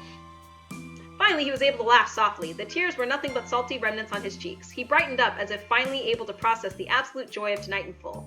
You felt good too, and you took a little more time together to simply exist in the new dynamic you had stepped into. Cove looked into your eyes with a soft, shy expression. There was hope in his smile. Do you want to go to the hill with me? I bet there's still fireflies. Nodded yes. Cove brightened. He was practically bouncing at the thought of a secret excursion before he suddenly became bashful. So How should we leave? We could just try the door. We don't have to do the window thing, but maybe that'd bother your family? You both chuckled at how awkward it would be if your moms, or worse, Liz, saw you going on a midnight firefly catching trip. You'd be sure to avoid that. You can leave from the window. Let's go through the window. Cove nodded in understanding. You grabbed some shoes and readied yourself for adventure. I assume if there is an elope story moment, it'll be in Chapter 4. But that would be really cool if we have that option. You were glad that there was no way you'd run into another soul outside. Cove would be way overdressed, and you were still in your jammies. You let Cove go first. He stepped back onto the ledge as you carefully followed. He shuffled along, and soon you reached the garage. You planned to use the fence from there to reach the ground. Cove shakily climbed down the fence and held it tightly with a death grip. He hesitated for a moment, then let himself fall to the ground. He leaned against the fence and projected hushed words up to where you were waiting. are you okay? Yes, please. You got to the edge and let Cove spot your descent. He grabbed you from about halfway down and brought you to rest firmly on the ground. Cove gave you an encouraging smile, but neither of you risked speaking yet. You briskly snuck behind the house and up the old white poppy hill. And Cove was right. The entire hill was lit up, insects twinkling here and there with their pale yellow light. Cove let out a contented sigh, finally able to relax in full. He strode further up the hill to better enjoy the view. You walked along as well, letting yourself be surrounded by the twinkling display. Then, without warning, Cove plopped onto his back. He paid no mind to smacking his formal attire in the grass.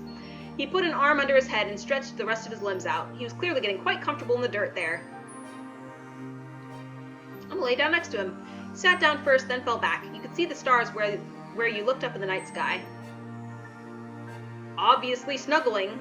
He was warm in contrast to the chilly ground. Cove cuddled closer in turn, tucking his arms up near your shoulders. I wonder if Dad would be mad about the grass stains. He tugged at the collar of his shirt. He didn't sound concerned, just idly curious.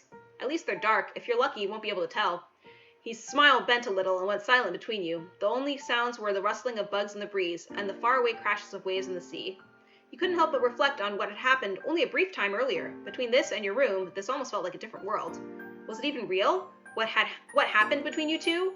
You could almost be convinced it wasn't, and that you had never actually stopped dreaming.